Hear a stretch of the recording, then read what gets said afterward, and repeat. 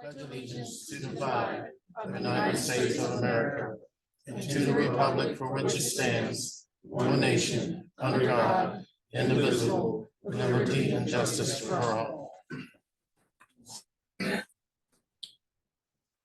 Okay. Okay. This evening, we had a very special occasion to have a lot of our town staff here all at one time. So at the request of the mayor, he would like the opportunity to bring up the staff so that they can be introduced and you can put faces and names together.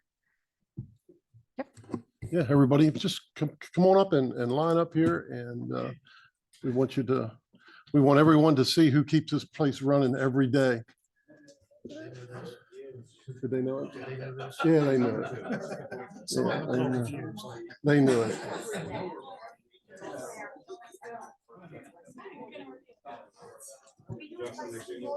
No, it doesn't have to.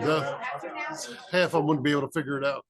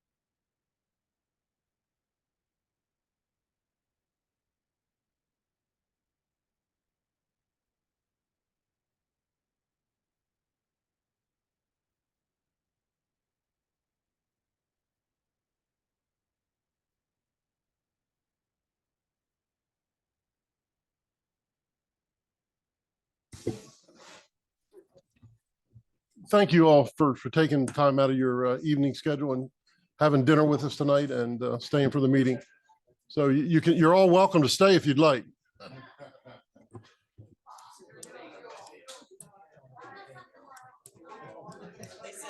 Okay, we're leaving.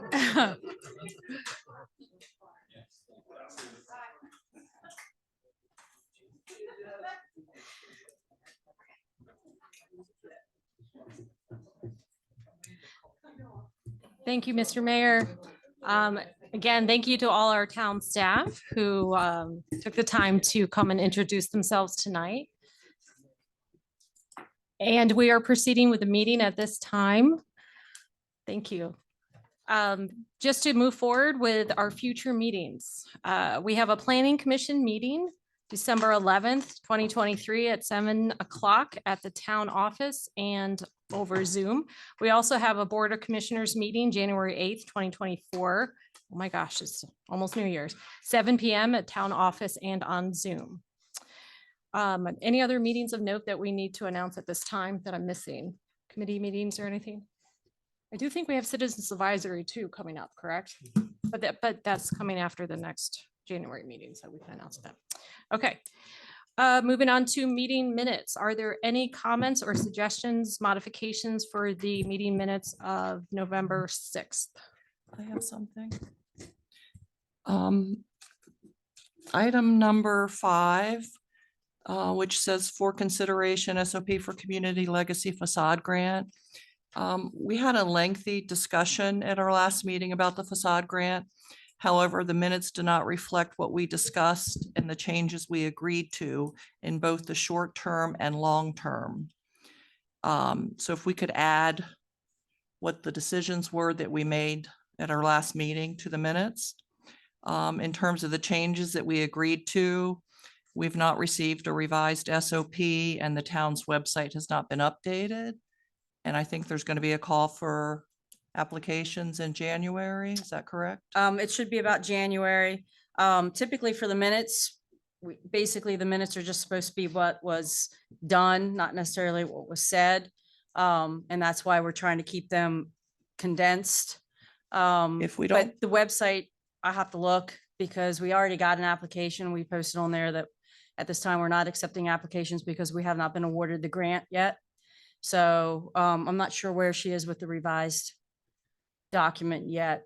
I know she's been working hard on comp plan stuff, but I'll check with her when she comes back in tomorrow. Okay, if we don't put what we discussed and what we agreed upon in the minutes, then it's not a true reflection of the meeting. So do we need to discuss what should be in our minutes here on the board? Well, I have Am I to agree with missing something? staff. What's important is if the motion is correct, that's what we would do. So there's no accurate recording of what we actually discussed and decided The upon. entire discussion would not be part of the minutes, but the motion is what the council would have then voted for or against and carried out. So that's the part that has to be accurate and correct. But I mean, it does leave out a lot of discussion, but there's going to be a lot of agenda items that have a long, lengthy discussion. It's not meant to be a transcript of every word that happened. So the motions what really is going to matter to making sure that the motion is correct. Well, then anything we agreed to put in the SOP is not part of any record, so. If it wasn't part of the motion, then it wasn't voted on and therefore not technically and officially agreed upon. It's not actionable, right? That's Well, correct. part of the motion was to accept the changes as discussed and add those to the SOP. So that was part of the motion And it for says- voting. Yeah, and it does say as modified, which reflects the changes that were discussed during the meeting. So as commissioners, we need to keep an accurate, complete an account of discussion items since the minutes will not reflect those. So what, If you choose to do so, but there are recorded minutes that if Right. anybody at any time wants to go back and review them.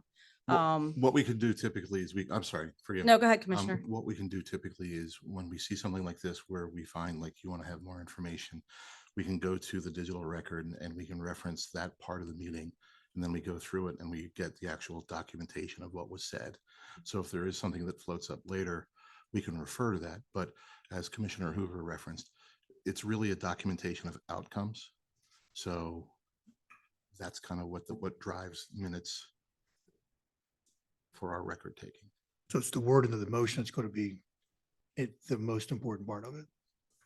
So in the future, just, the motion may just have to be a little bit longer or what have you, but to make sure you get what you want within the actionable item. Okay.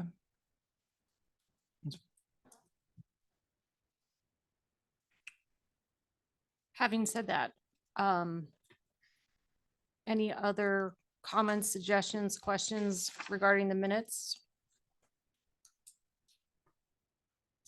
No. Do I hear a motion to approve the minutes as written? I make a motion to accept the minutes as presented. Second. Any further discussion? Okay, all in favor, please say aye. Aye. Aye. Aye. Aye. Any against? Mm-mm. I understand that no vote equals a yes vote. Is that correct?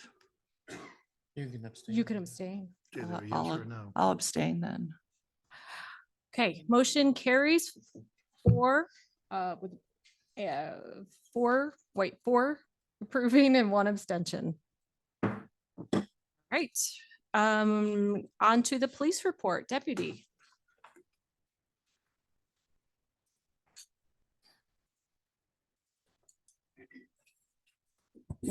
Good evening. I'm Deputy Bartholow. I'll be presenting the town report for November of 2023. Staffing was two of us, myself and Deputy Honaker. For leave, we had 3 days of annual / holiday and 1 day of sick leave. No staffing changes. Some of the special assignments, both myself and Deputy Honaker were involved with the Thanksgiving turkey trot, which was really successful. Also, the Emmitsburg Senior Center discussion where we go down there, we basically just discuss common issues. Like this past one was about like phone scams and similar stuff like that. And we'll be doing that on a monthly basis, starting as of last month. No fleet issues for this month. For productivity, handled 190 calls for service to include 2 arrests, 36 traffic stops, and 5 what's important now cards. That's about it for the month of November. Any questions? Questions for the deputy? I do have one quick question. At our last meeting, we had a resident express concern about public drunkenness down near the Dollar General. Have you seen that trend continue in that area, especially in the evening hours? I haven't personally, and I do often sit in that area. Was there a particular time or day of week that this was observed? I can certainly get that information. Yeah, if you can just send me an Yeah. email, that way I can look into it a little bit more. Okay. Yep. Great. All right, Any other thank- questions? No, but just congratulations. I hear you're going to be, you're an expecting father. Yes, sir. And Thank you, I Mayor. think there's something in the water in the town office. That's the only thing I can say. It's a whole sheriff's office too. Yeah, so, but congratulations. Thank you. Thank you. Congratulations. Be safe. Okay, moving on to the town manager's report. Ms. Willetts? Yes, thank you. This is the town manager's report for October of 2023. I'll just highlight some key areas for the streets. Staff picked up the damaged Welcome to Emmitsburg sign on South Seaton Avenue. Staff's working on getting a grant to replace all 4 Welcome to Emmitsburg signs because they're in bad shape. Poles are falling down, bad condition. Contractor replaced a section of the sidewalk on Irish Town Court. I believe that was complaint driven from one of our town meetings. Parks, we replaced a dog waste station in Memorial Park. Please remember to scoop your poop. Staff fixed some gates at Dog Park. The staff and contractor winterized the pool. And we made some repairs at the all-inclusive playground on some damaged equipment. For the water, as of today, and at the time of this report, Rainbow Lake was 2.2 feet below the spillway level, which means we're at 14.4 feet. We've been holding this level for well over a month now. It's the same level. That's where we are today. The wells have come up a little bit since the time of this report. Water production and consumption, the amount of backwash water in the month of October was roughly 17.78%. We drew 66.62% of the water came from wells because of the turbidity levels in Rainbow Lake without the rain. And for wastewater, we had about 10.68% of the wastewater treated in the month of October was wild water. There were no spills of untreated sewage, and we did not exceed the plant's design capacity anytime in the month of October. We received 1.6 inches of rain in October, and at the time of the report, we had a deficit of 5.61 inches over the last 6 months. For trash pickup, because of the Christmas holiday and the New Year's holiday, trash pickup will be Tuesdays, December 26th and January 2nd. I listed some of the meetings that I attended in the month of October. I did attend the fall conference. They had a lot of very good classes. Noteworthy, the contractor installed the new smart manhole covers on some manholes in town. Staff met with the contractor. The catwalk at the lake out to the valve house is in need of repair. We met with MDE regarding our annual dam inspection. We repaired a leak by the cemetery, which was about 60 gallons per minute. The staff and a leak detection specialist identified a leak in Silo Hill. And we also worked with a contractor at Provincial House on the 10-inch water main leak. Just on the turkey trot, I just want to give a quick report on that. The town spent $3,221.57 on the turkey trot. That included the medals, the swag bags and bottles, the turkey trot banner, and the turkey trot shirts. We brought in donations, registrations, same day and online, $2,884.48. The Board of Commissioners had allocated $750 in the fiscal year 24 budget to put towards the turkey trot, which meant we had a net profit of $412.91. The mayor rounded that donation up to $500 for the food bank. And that's my report. Any questions for the town manager? Hi, good evening. We received a note, the commissioners received a commissioner brought email from Mr. Slaughter about, about a lifted sidewalk near the Duncan. I think the mayor and staff have been pretty aggressive about that. And I think it's been taken care of, but I'm just trying to confirm that it has been, or is this a separate issue? So I think there was two separate issues. The first section that was repaired was in front of Dunkin' Donuts, which is their responsibility, and they jumped on it, which we really appreciated. They got that fixed very quickly. I think Mr. Slaughter's email, there's an additional section somewhere out there that needs to be repaired. Staff needs to go out and take a look and see whose responsibility it is. Great, okay, thank you. It's out there at Light Post 42. That's right, exactly where it's at. Where? What he's asking for, Light Post number 42. Light post 42. So it'd be on the hotel's property. Oh, okay. I wanted to ask drove- about the street sweeping. Do we have a machine? I was curious just because I've never seen a machine on Main Street. We do. We don't have the big sweeper truck. We have a smaller piece of equipment that's the staff uses to clean the streets. So is it just like the main part of the street, but not up to the curbs? It should be up to the curb. Even with, our cars supposed to be off of Main Street? at We certain do, we hours? try to make as much announcements as possible. Please get your road or your vehicles off Main Street. We're going to street sweep. We put signs on the parking meters. We do our best if people move their car. Okay. That's part of our requirement for the MS4 permit is the street cleaning and weighing any debris that's removed. Okay, I've just never seen a street sweeper or a notice of such. Yeah, they try to do it at like between 6:30 and 7:30 in the morning. Early in the before morning. businesses get open, so they can get everything done and people can park again. I have seen some of the notices announced on the town webpage. Just, I always envision it like an attachment for a vacuum. I have no idea what it looks like either, but. Mhm.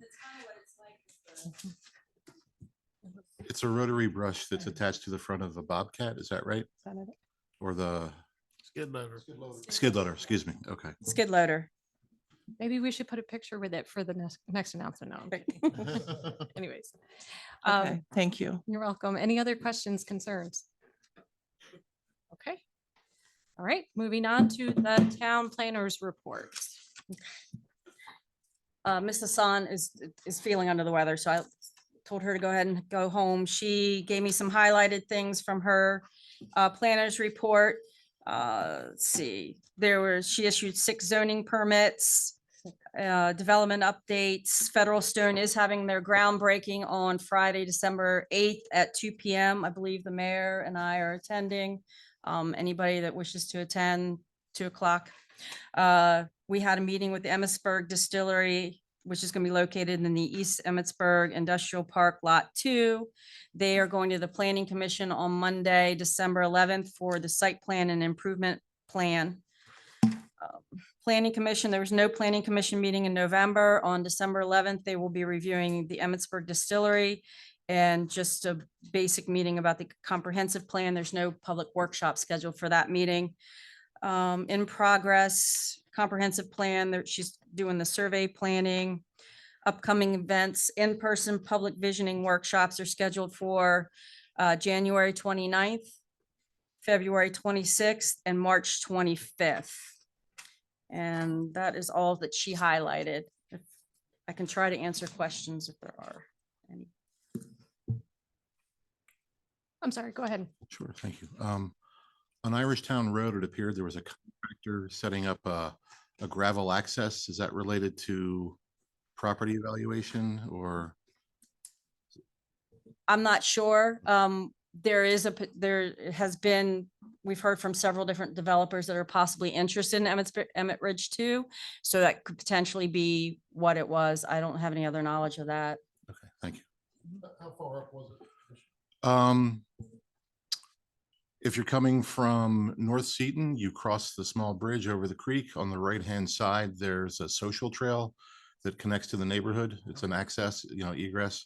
And there was a dump truck, a bobcat, and gravel. So I don't know if I didn't stop to ask because I'm not awesome right now. I'm feeling a little tired. Yeah, we'll get out there tomorrow and take a look around, and I'll add it in my Thursday morning updates. I think the only question I have is with our upcoming in-person workshops, can we make sure to advertise consistently leading up to that, maybe with a fun little graphic or something, get people's attention so that we give it the due diligence that it deserves. Yeah, I'll make sure. And also, I believe it happened today, but there's 3 new surveys up on the website. Anybody that can take the time out to do the surveys, it really benefits the town and the comprehensive plan going forward. Great, perfect. Can we add that as an update to our Facebook page as well? I think she did, but if Okay. it wasn't done, I will have that Perfect. done too. All right, thank you. Any other questions? All right, hearing none, moving on to grant administrator report.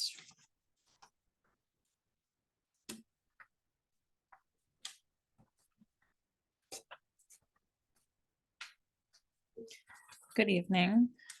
This is the grants administrator report. I'm just going to highlight a couple items. We have no new completed grants since our last town meeting. For active grants, we have 20 of them. Trying to wrap up a couple of them that seem to be ongoing. Big things to note is for number 24-4, which is for the Creamery Road Pump Station Replacement Project. We should have contractors on site this week. They're planning to have a crew on site starting this past Monday, and then the sewage bypass should be ready by December 18th. And then we'll start demo shortly after that. Other main takeaways, let's see. For the streetlight projects, which we had at the bottom of page 12, you can see there was 4 grants associated with that. The contract has been signed, everything's ready to go, and the streetlights have been ordered. We anticipate the Main Street streetlights being installed in February. For grant number 24-3, which is about midway down on page 13. That's for the community development block grant for the DePaul Street water line.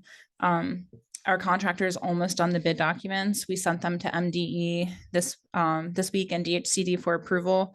And we're hoping that we'll get them out to bid hopefully next week. And then the board can anticipate receiving the DePaul Street construction bids hopefully in February. And then newly awarded grants, I had one, which was an operating assistance grant in the amount of 10,000, which we get for being a Main Street affiliate program or community.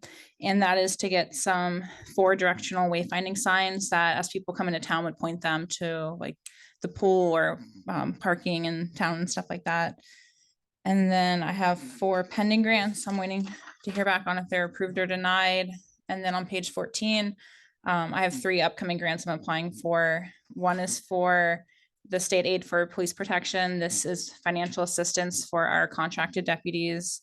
The second is a Community Safety Works grant, which we're hoping to get money to get electricity services extended over to the farmers market area. And then the third is with the Maryland Water Infrastructure Financing Administration, and that's to get new backwash filters at our water treatment plant. Are there any questions? Commissioners, questions? I do. So being new to this, I guess, the numbers, they're like 22-1, 22-6. So how are they? Is it, I assumed that the 22 is probably the calendar year or the fiscal year. Correct. It would be fiscal year. That's kind of like our in-house numbering system, because with so many grants, our accounting office was having a hard time figuring out which one was which. And then the only other thing I think I got here is that, can we also add something where when the grant was actually applied for and when it was approved or denied? Yeah. So just, when I'm looking at them, giving me a reference of how old or how new or they are. I think that would help me anyway. Okay. Along that same line, would you, some of them say match or no match, and some of them don't say anything. So would you be able to label them accordingly so we know, is it 100% coming from a grant, or do we have to make a match no matter what it may be, just so that we know what we're looking at? Yeah, I can. And before I ask any other questions, I wanted to turn to this side. Commissioners on this side, do you have questions, comments? I do. Okay. Grant number 24-1, the trip advertising grant. Was there a match for that particular grant? I apologize. I did leave that off. There was, but it was a very small amount. It was 33% of the grant amount. So it was like 1,000, like upper 1,000. So I was wondering why we're placing tourist ads in January of the year. So those 2, it's for 2 publications that are published once for the entire year In January? in January, Destination Gettysburg and Visit Frederick. So then all year long, our ad would be in the guide as people come to the area to visit. Okay, and then on, let's see, under the pending grants. Did any of those have matches?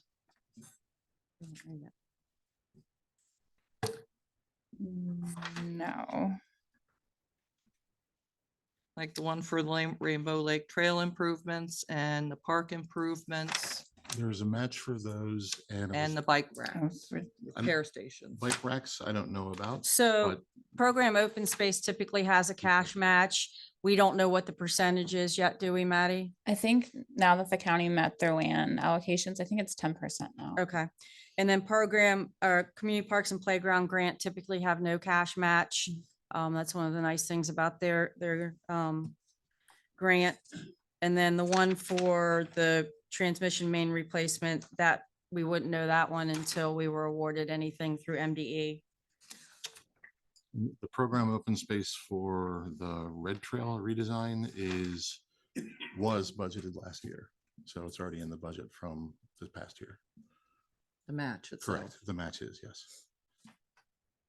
Does the town have any procedure or processes in place to decide what grants we're going to apply for? Or does the board, have you in the past, board members, reviewed grants before applications are submitted, especially when a match is required?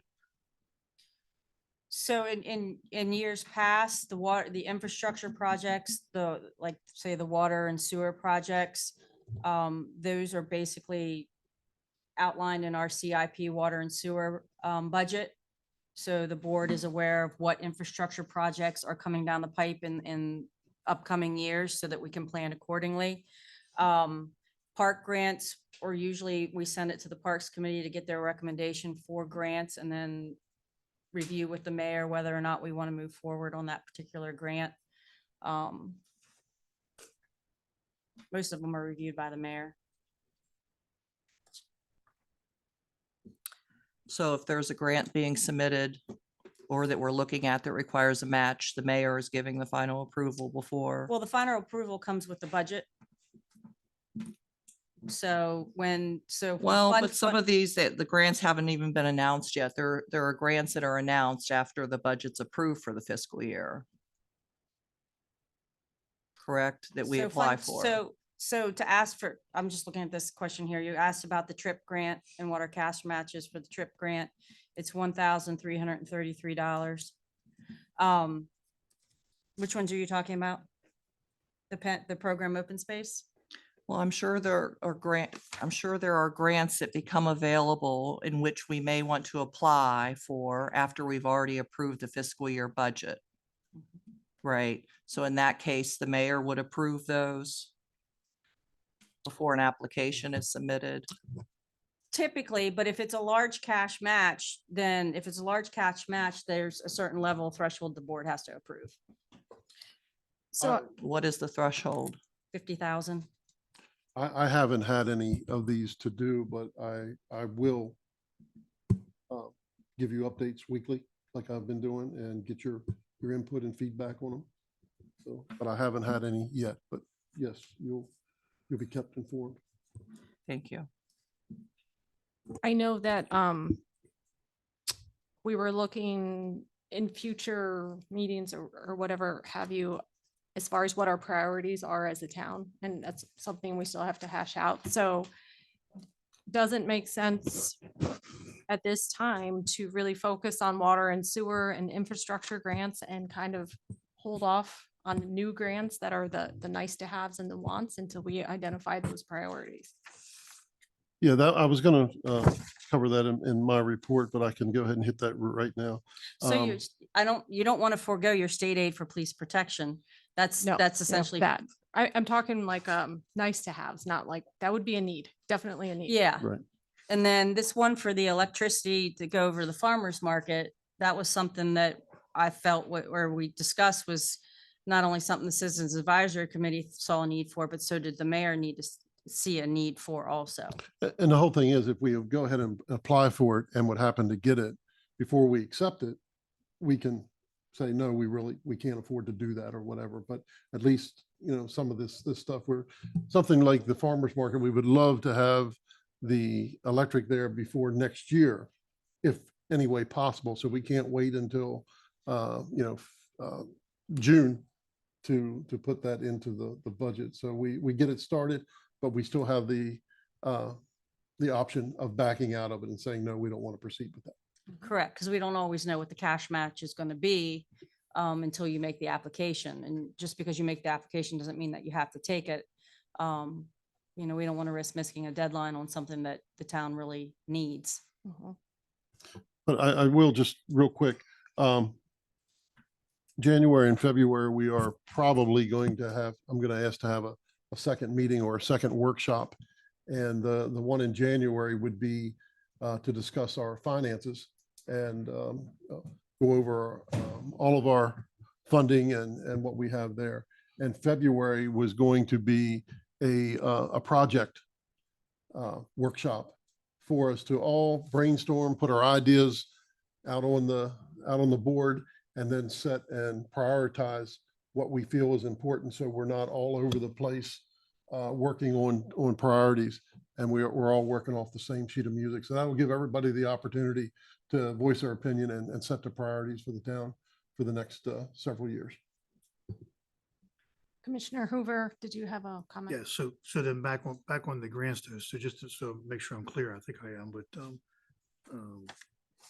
so Kathy, as you said, the budget, while the mayor has a spending authority up to that 50,000 or whatever it is, that's a budget, am I right? That's a budgeted money, actually. So budgeted within, if it's a grant for streets or whatever, that money would already have to be in streets for something, or parks or whatever it may be. So therefore, the budget approval, the original budget approval, the board would have already said, we're going to spend X dollars in parks, streets, or farmer's market, or whatever it may be. And that money would be unallocated at that moment at the budget approval process and be remaining funds to be spent when and if needed. And then that would be the mayor's authority at that point to be able to say his threshold, whatever that is within the charter or code to be able to do it. But we would already, the board would have already voted to spend X dollars within streets or wherever it may be. So you do get the opportunity to say, we're not going to spend more than X dollars in an area, whatever that may be. So whether they get the grant or not. Right. The $50,000 that's mentioned in the code is only for stuff that that the Board of Commissioners has already approved in the budget, as you said. So Correct. if it's a new grant that's outside of the budget, then the $50,000 rule doesn't apply. It would only apply if you had that $50,000. If it was already set aside in the budget and approved. If it was spent on streets. So if you had money to be spent in asphalt work, but not all the asphalt money was allocated for streets X, Y, and Z. And then you got a grant to go do asphalt work on a different street. And there was leftover monies within that budget, then he would have that ability to say, take that grant and we have the match because it's within streets. But the council would have already approved the Right, expenditure of X dollars total. right. If it's already in our SIP budget Correct. approved for that use, then yes, the 50,000 rule applies. But if there is no money there, then he could not go spend $50,000 on Correct. streets that didn't exist. Correct. So there's one other variable in the equation also for consideration, and that's timeline.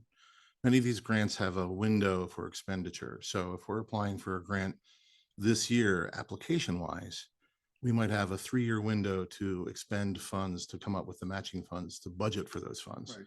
And as Commissioner Hoover shared, the board will virtually always have the opportunity to review and if for the more expensive ones, of course. And if the mayor, intends to put those reports out, then we're good. So what we see is that typically you're not going to see a lot of 1-year grants unless it's like a smaller sum, typically like a triptych kind of advertising thing. But you also might see like more funding related to the wastewater treatment plant. And that new grant might roll out from the Fed in the fiscal year 2025. And it's going to give you a window of 4 years to spend it. So you might have an opportunity not just to pay for it in 1 year, but over a series of years. So the timeline and the window is something that can help us. Thank you. Additional questions, comments on the grants report? No? All right, thank you, Maddie. Okay, moving on to, where are we? Parking enforcement report. We've never really given the report. If you have any questions, I'm here to answer them. It was I was here, so I announced it. No, that's fine. Nobody's ever asked about it, so. Any questions on the parking enforcement report? No, ma'am. No. Thank you for all that you do, Kadeem. All right. Moving on to commissioners' comments. At this time, we'll start with Commissioner O'Donnell. Hey, okay. Thank you. A few items. First, Merry Christmas, Happy New Year to everybody. I hope everyone's having a good, splendid December. Upcoming events and past events I'll share. The turkey trot was a huge success. A lot of people participated. A lot of people came away. I got a lot of feedback about the experiences. Even weeks later, there's a lot of positive buzz to it, and that's very good for our community. This past weekend, Sunday early, I met with 70 disc golfers. There was a disc golf tournament in the park. They capped it at 70, but they said they had applicants for well beyond 70, but next year they hope to expand it. One thing they also hope to have is a restroom. And I'll try to push that forward just as, to put it on the agenda. If we can hold on to that porta potty maybe for another week or something, perhaps. Forthcoming this weekend, the Shrine is doing lessons and carols Friday night from 7 to 8 p.m. On Saturday, the Gettysburg Choral Society will be there from 3 to 4 p.m. These music presentations are free and in town. Museums by candlelight, those programs will begin this weekend at the Shrine, at the Catoctin Furnace, at the Daughters Archives, also at the Shrine, separate actions. And those begin, I believe, at 1. On Saturday, the Emmitsburg Branch Library downstairs is going to have a presentation about the Eiler Valley Chapel. My understanding that is at 10 or 10:30. I'm afraid you're going to have to look at the website for that.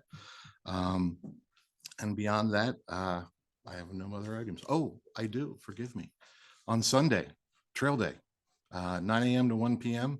Please come out and join us. We have volunteers coming in to do some trail maintenance, and I will provide breakfast early and lunch later. So please feel free to come on out. Bring all the Turnquists. There's too many. I'll take them. We got tools and pizza. Did you want to give an update on the Parks and Rec Committee? I was going to wait, but I can do Okay, that now. that's fine if Sure. you wanna wait. The Parks and Committee met. We heard input regarding the community garden and their projected needs. Sadly, a quorum was not available, so we didn't vote on that. But moving forward, we will look to have a quorum, and we will look to vote on that community garden budget. Thank you. Thank you.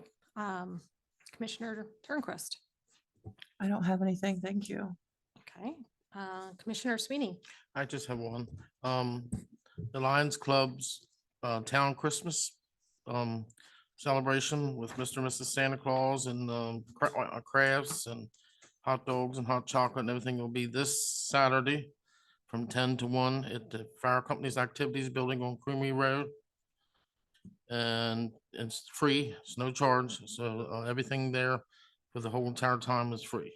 So bring your children out and grandchildren and come have a good time. Thank you. Commissioner Hoover.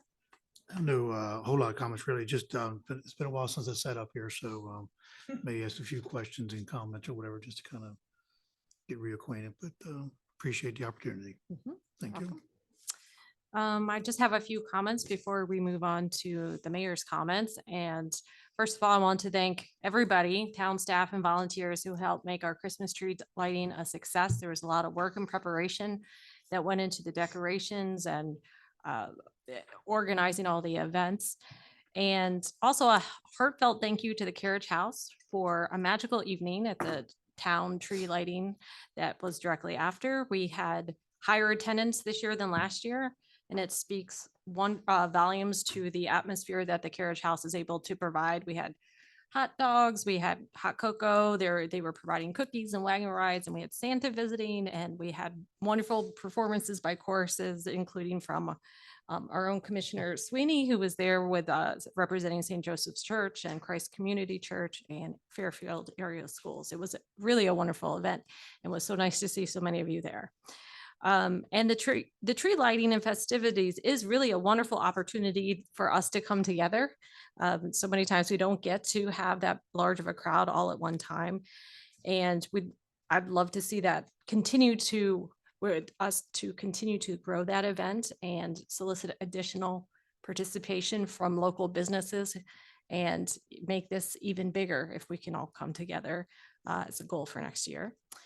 Congratulations to another successful turkey trot and the volunteers who made that possible, who volunteered their time on Thanksgiving morning. And the ads on the Facebook page for Turkey Trot was, reached a wide audience and it did its job. So thank you for doing that. And with the impact of the social media and community advertising, one thing that I had in mind, Mr. Mayor, was that maybe we could utilize a Mount St. Mary's intern for social media promotions, because I know that the town staff has a lot on their plate. But if we could get a youngin in here and start scheduling some social media posts and such, as far as our town meetings, our public workshops, our turkey trot or farmers market, whatever it may be, I think a lot of that can be scheduled ahead of time. So we might want to see if they're interested. And with that, I am done with my comments. That concludes my comments. So I'm moving over to Mayor Davis. Okay, well, I'll start and follow up with that. We met with the Career Center at Mount St. Mary's, and we have filled out the proper applications to get 2 student interns. So I guess how that works, it's like a job posting on their site at the university, and they'll apply to us, and we work with the university to get them in here. And one of them is for a general office person that I get first dibs at. And the second would be assisting in the accounting office. So that is that seems to be where we need some assistance immediately. So the university is very hopeful that probably after the Christmas break, we'll have 2 interns here. So that'll be good. Speaking of Mount St. Mary's, I met with President Trainer. He called and asked for a meeting, just to a meet and greet. And we did talk about the water issues at the Mount. And they have plans in the development stage to upgrade their water treatment plant and to be able to treat the chemicals in their water out there now. They're hoping to be able to get back online with us once that's done. And they're also trying to find more wells that are clean. So they're working there. Had a great meeting with the president. So as you heard tonight, I think we had our first ever dinner with the elected officials and all of our staff. It was nice just to be able to sit around and be able to chat about all kinds of different things. It's kind of wide discussions, and it was great. And as you can see, we have a great staff that work hard every day, and we got to keep taking care of them. So we met with one of our financial institutes in short-term banks that we do business with. And we reviewed some of our accounts and things, and we've moved some accounts around, and we're feel real confident that our increase, that we'll have an increase in interest income, could be very substantial here in the next couple of months. So once we get a better feel on that, we'll give a report on that. And with that being said, like I say, the January meeting, second meeting that I would request that we have, will be reviewing our finances. So all the commissioners can have input, take a hard look at where we are with everything, our investment funds, and we can tackle this one as a group and head in the right direction with that. We contacted our state delegate, Valentine, about the state funding for police protection. It got cut drastically this year, as you heard last month, but we wanted to find out why. Unfortunately, we don't have enough violent crime, and that's how they do that. So the people that are getting, with all the carjackings and all the car thefts in the major metropolitan area, they're getting all the funding, and that's why we're not getting much. So it doesn't pay to be a safe community, but he's going to look into that, because he doesn't feel that's an appropriate way to divvy out funds. So he's going to be looking into that for us. And he just to tell you how good he is to us, he responded back to me within 6 hours. I had an answer. So it's he's really good with that. The dog issue that came up last month with Dr. Portier, we have looked into that. Kadeem has been working really hard with that. We had a building where three truckloads of animals have been taken out of, and we are addressing that very hard. Another one of the buildings, I'll be meeting on Thursday with the owner of that building, and we're going to try to make some headway on that. So we didn't let that one get by.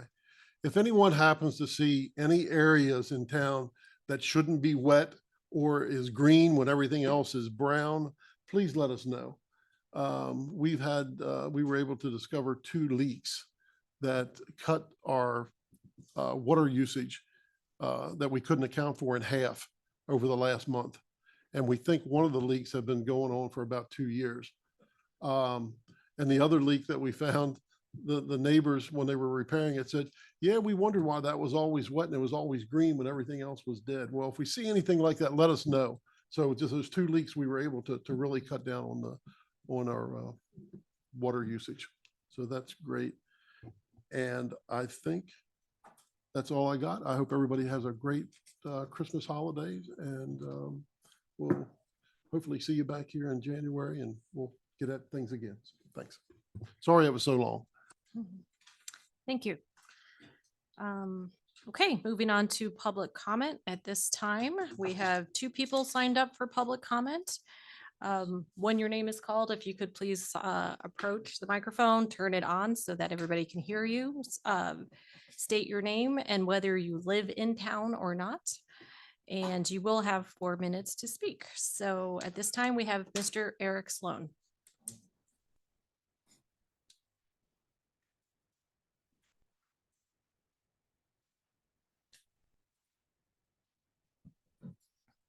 Well, I'm Eric Sloan. I live in town. This is something that's been brought up before and it'll be brought up forever until it's dealt with, is essentially public drunkenness. Friday nights and Saturday nights, it is not uncommon for me to go in the morning the next day and collect broken beer bottles off of my front sidewalk. Now, anybody that's been in the area, you can literally watch the Mount students come down Lincoln Avenue. They reach Creamery, go down Creamery to Main Street, and then go down to wherever their end destination is. Now, if they want to walk around drinking outside, that's fine, except for I do believe there's ordinances and laws that stipulate no public drunkenness. And I know from the last time a Mount student got killed when he left, I think it was Piggy Dukes or whatever the name of the bar was, they were up to 4 alcohol-related deaths, as the Mount called it.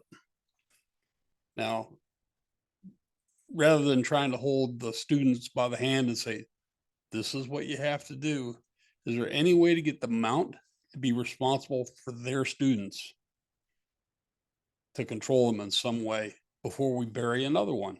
Or by chance they get in a car and we end up burying a family of 4 residents of Emmitsburg because of an alcohol-related accident. It's something to really think about, because we're coming up on that time of year where, you know, those of us that have been in the fire service and EMS, it's just, you get into holidays and it gets worse. Thank you. Thank you. Up next, Ms. Rebecca Ness.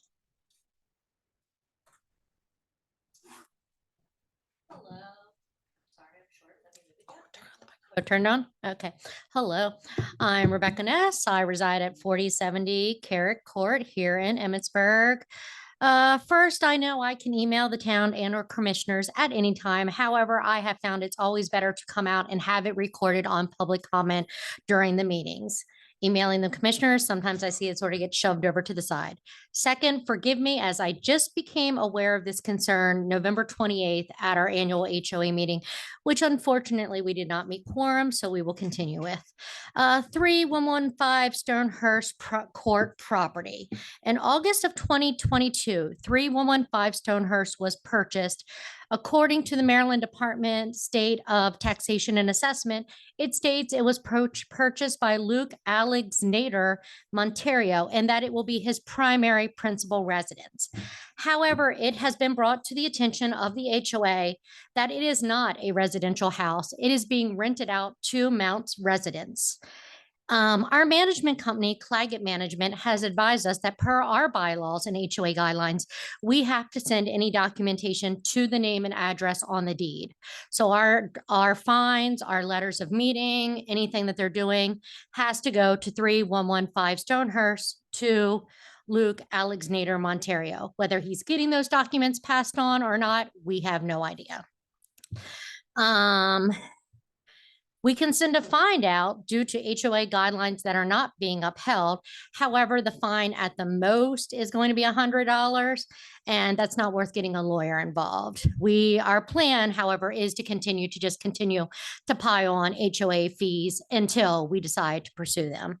The part that I would like to bring to your matter is we have found out from residents adjourning that at both 3105 Stonehurst and 3125 Stonehurst that they have not been given this name of Luke Monterio.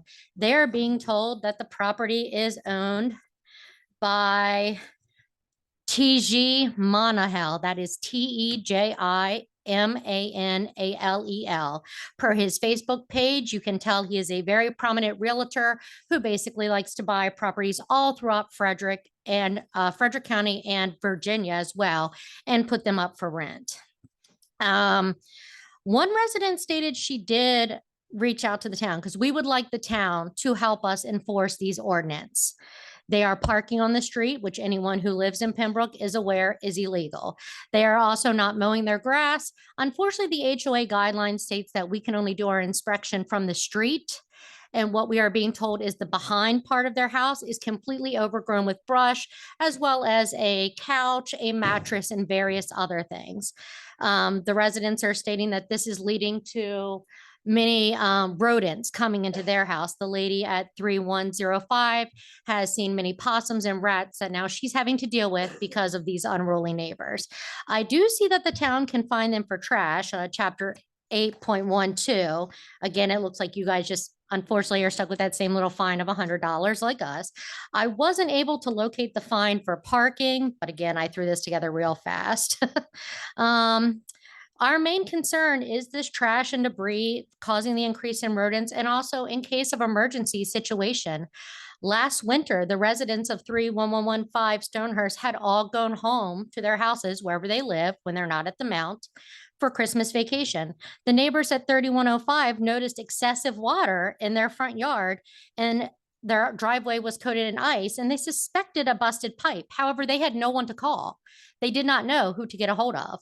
Thankfully, by going through some others, they found it. I mean, I can go on with more and more. My time's up, but that's just our main concern. How do we control this house? Because they're lying to the state of Maryland here. If anyone would like their deed, they're not living there.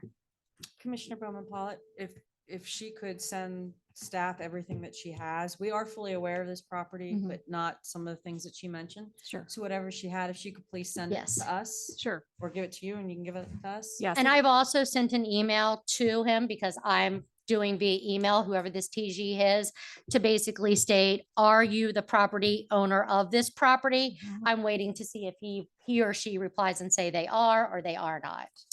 Thank you. And do you have this digitally as well that you can forward? Forward, Yes. all right. I mean, this is So- just Maryland real properties. Thank you. Of course, anyone can go on and find that.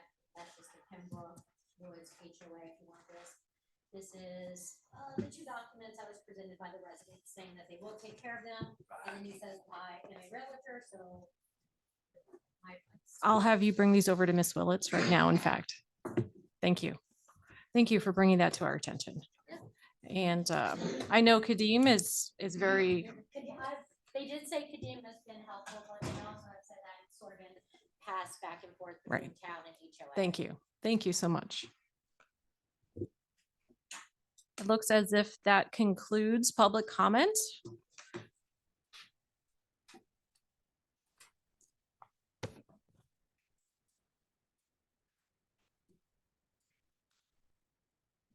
And we will be moving on to administrative business. First up for administrative business is free holiday metered parking for consideration. Do I hear a motion to approve free holiday metered parking? So moved. I'm sorry, did I skip over a good part? We'll make the motion and discuss. All right, second.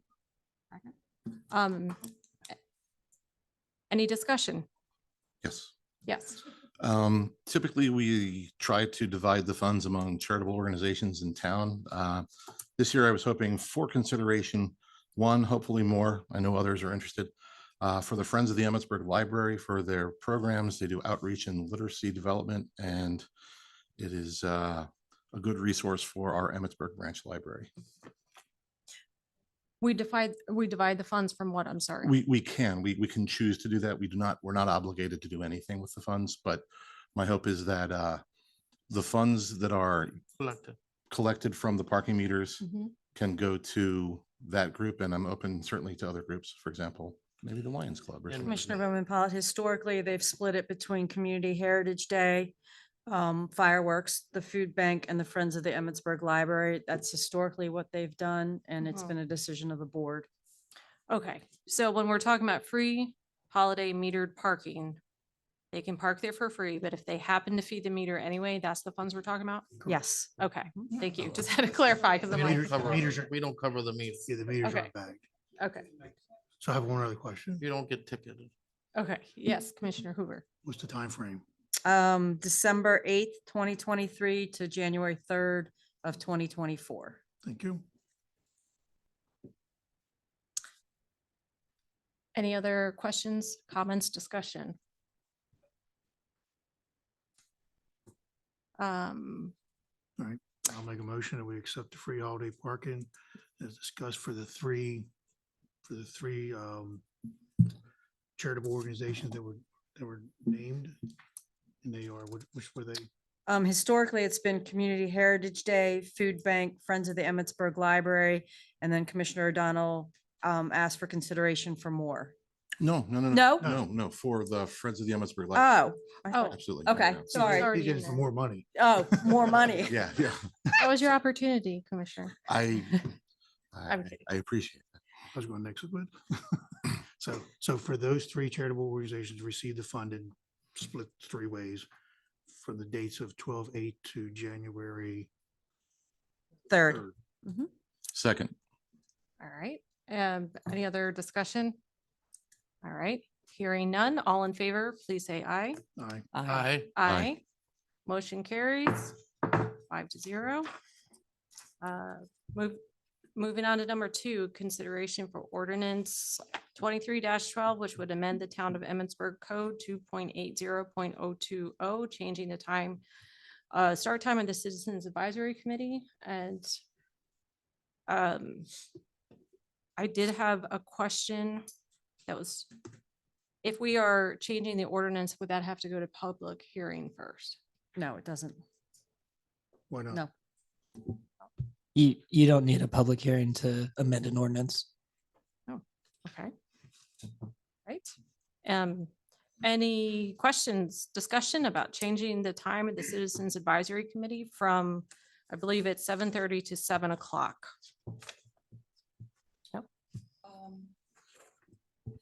Since it's going to go in our ordinance book, if we could correct the spelling of administration in the title.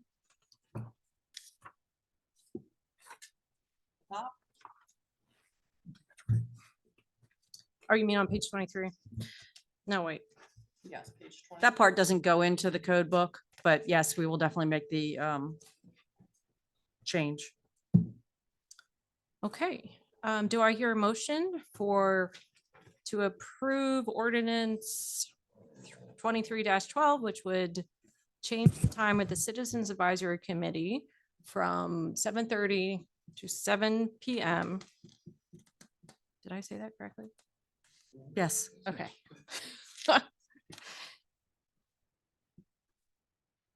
Did I? So move. Thank you. Do I hear a second?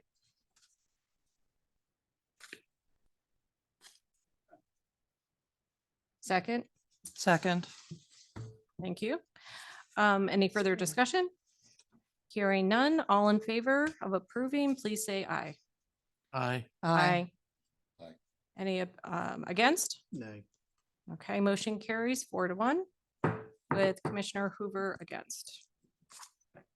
Just a quick comment. It doesn't probably matter much, but at the bottom of that ordinance that we just voted on, it says Frank Davis Mayor.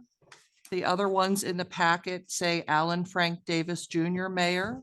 I don't know if we want to use his legal name on all the documents, or maybe it doesn't make a difference. It doesn't make a difference, but for consistency, we should have the same thing throughout One everything. or the other. Yeah. So you can tell Sabrina at a later date what name you'd like to use.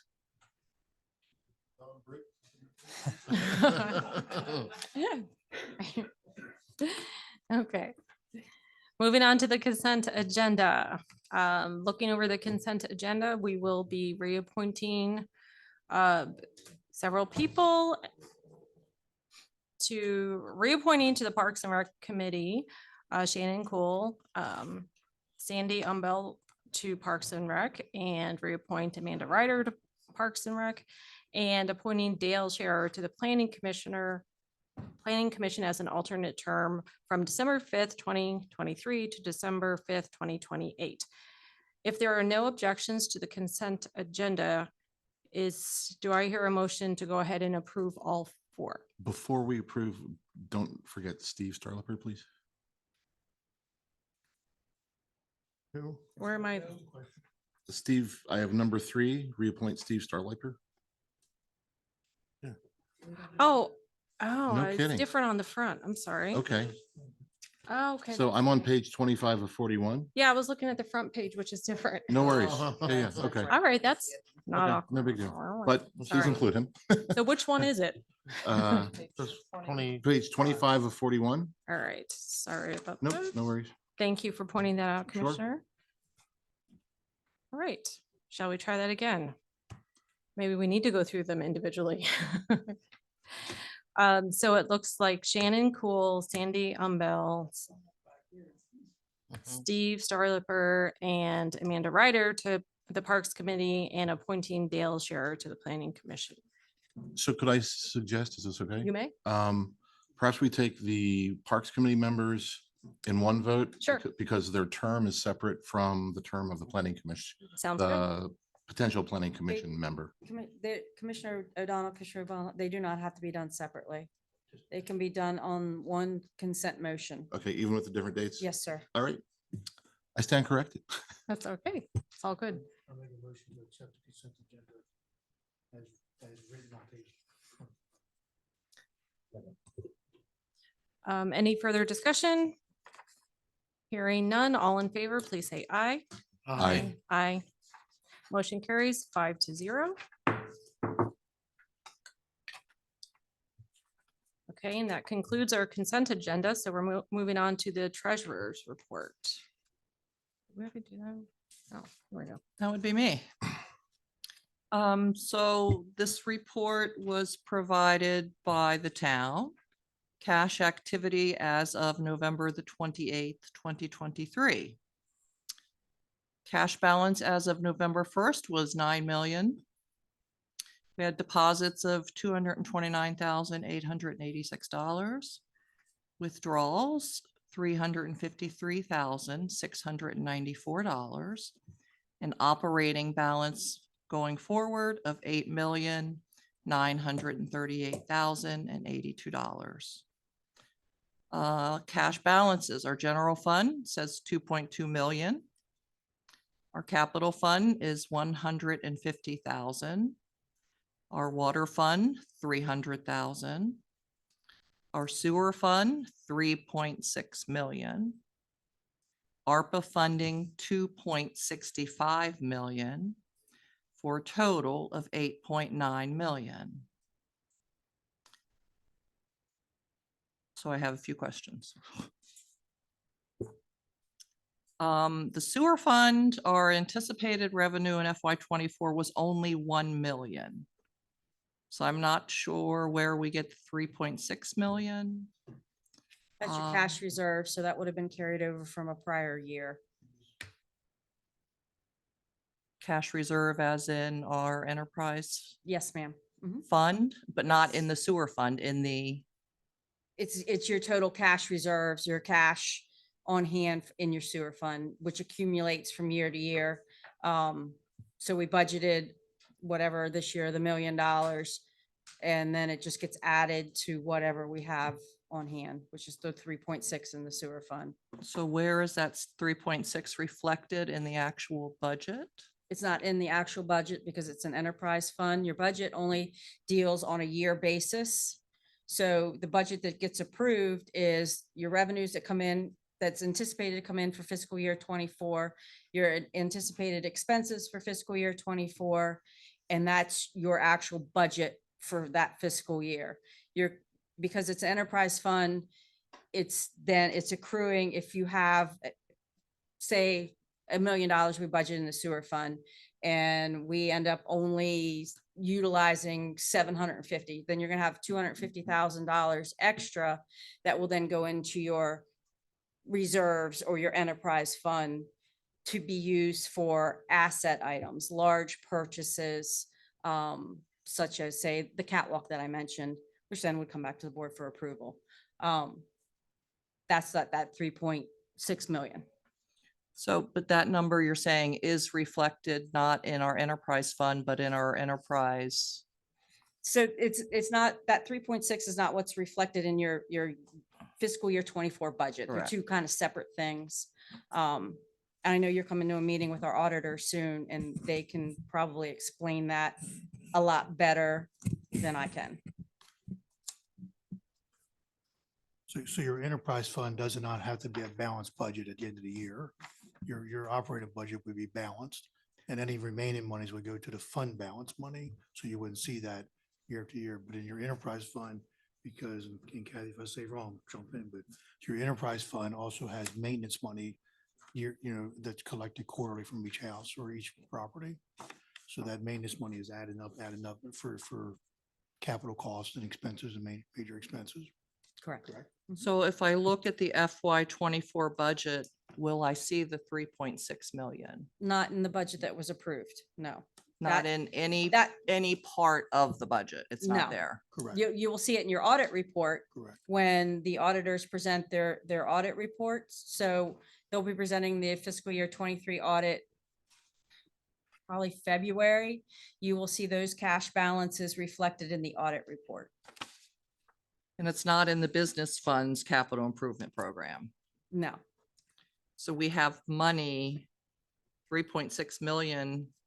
Well, it should be reflected, part of it's reflected in that CIP that's attached in your budget. But again, like I said, we have that meeting coming up with the auditors. That is the perfect place for them to answer these questions, because they can give you a more detailed response. They can explain the nuances when it comes to difference between the general fund and the enterprise fund, and the difference of the operating budget in a fiscal year as opposed to your fund balance. And No. she goes over all of that. Well, I understand the difference between the different budgets, but if we have 3.6 million, it needs to be reflected in our budget. Whether it's sitting in the enterprise fund, it should be reflected in our budget. Otherwise, it's just money floating out there that we're not aware If you of. look at, I personally think that we can have this discussion with the auditors, but it is partially reflected in your CIP budget. This is a fluctuating number. So the number that you're seeing in your capital improvement budget that was presented during the fiscal year, or during this budget, is based off of numbers that we had as of the time this budget was approved, excuse me.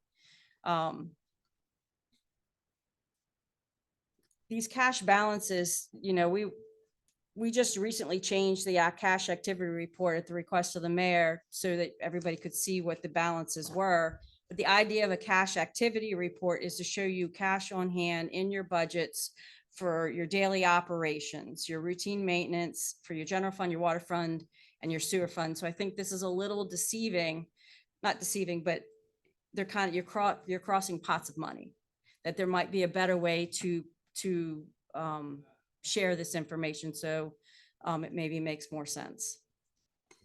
Yeah, I think we should definitely do that, because otherwise it looks like we have a $9 million slush fund, when in fact, most of that money has been allocated already to various departments and water and sewer projects. So the idea of doing that, I think, was because people thought there was $9 million just floating around that could be spent on anything.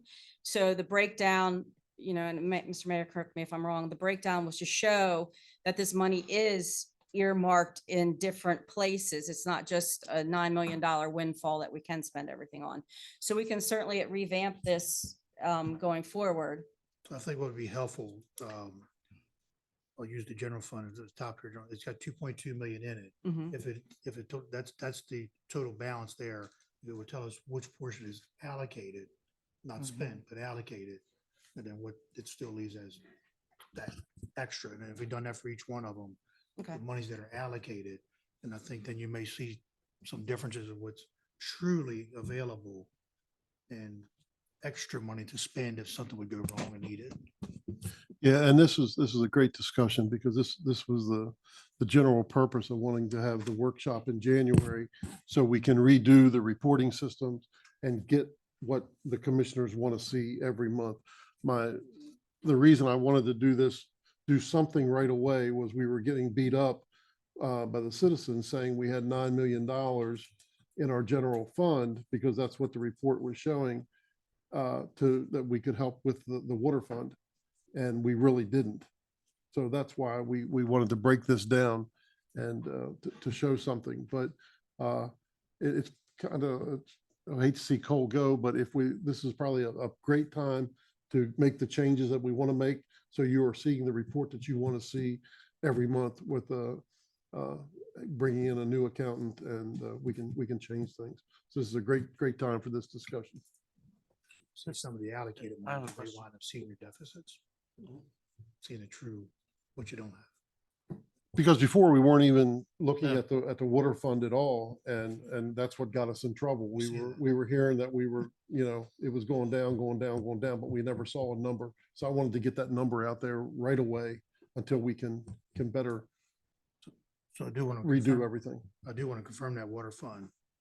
How much is it? Is it $300 or 300,000? I just wanted to, based on the things I've heard about the water fund, I just wanted to make sure.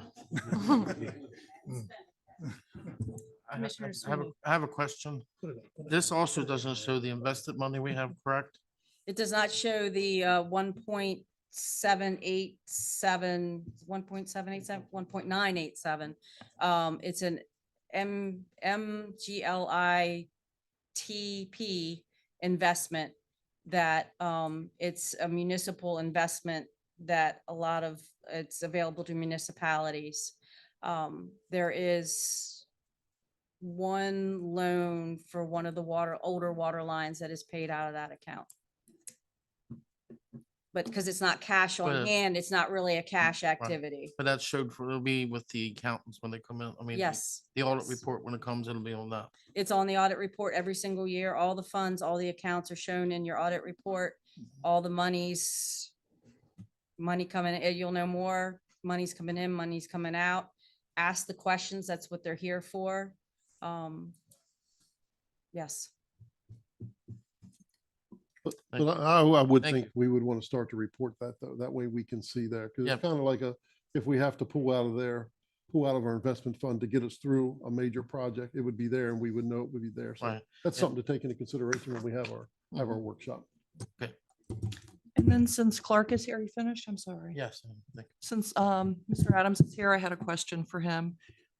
So I was elected as the treasurer of the board for the town.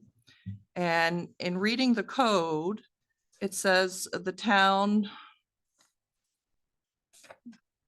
treasurer shall receive and take into his charge all monies of the corporation collected by the persons authorized to collect the same and from whatever source received, and pay monies on order of the commissioners approved by the mayor or over his veto, as provided for in the charter. So I wanted to ask our attorney, what does that mean exactly? Take into his charge all monies of the corporation and pay such monies? That's a great question. I don't know. I'd have to look at it, Okay. and I will. Maybe we can discuss further. In order to do my due diligence, I've requested quite a bit of information from the town, and I know they're working on that. So hopefully I want to be able to provide better financial data to our citizens. Can you give me moving that code, forward. that code section? It is 2.16.010. Sure. I'm happy to take a look at that. Okay. I would assume that that might entail some type of Yeah, check there's writing. probably some sort of legal responsibility associated with this duty, so I want to make sure that I'm, There's also the possibility that this is just an antiquated part of the code that maybe needs to be revisited and revamped. So I'm happy to look at it for you. okay, that would be great. Thank you. That's all I have. Thank you. Any other questions about the treasurer's report? Okay. We are moving on to the planning commission report.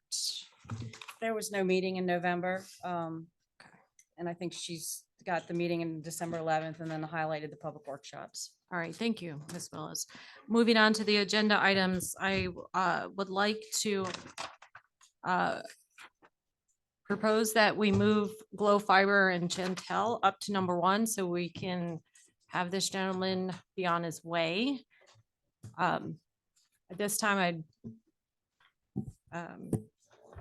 we're looking at approval of, no, wait, I'm sorry. Wait, I'm looking at the wrong one.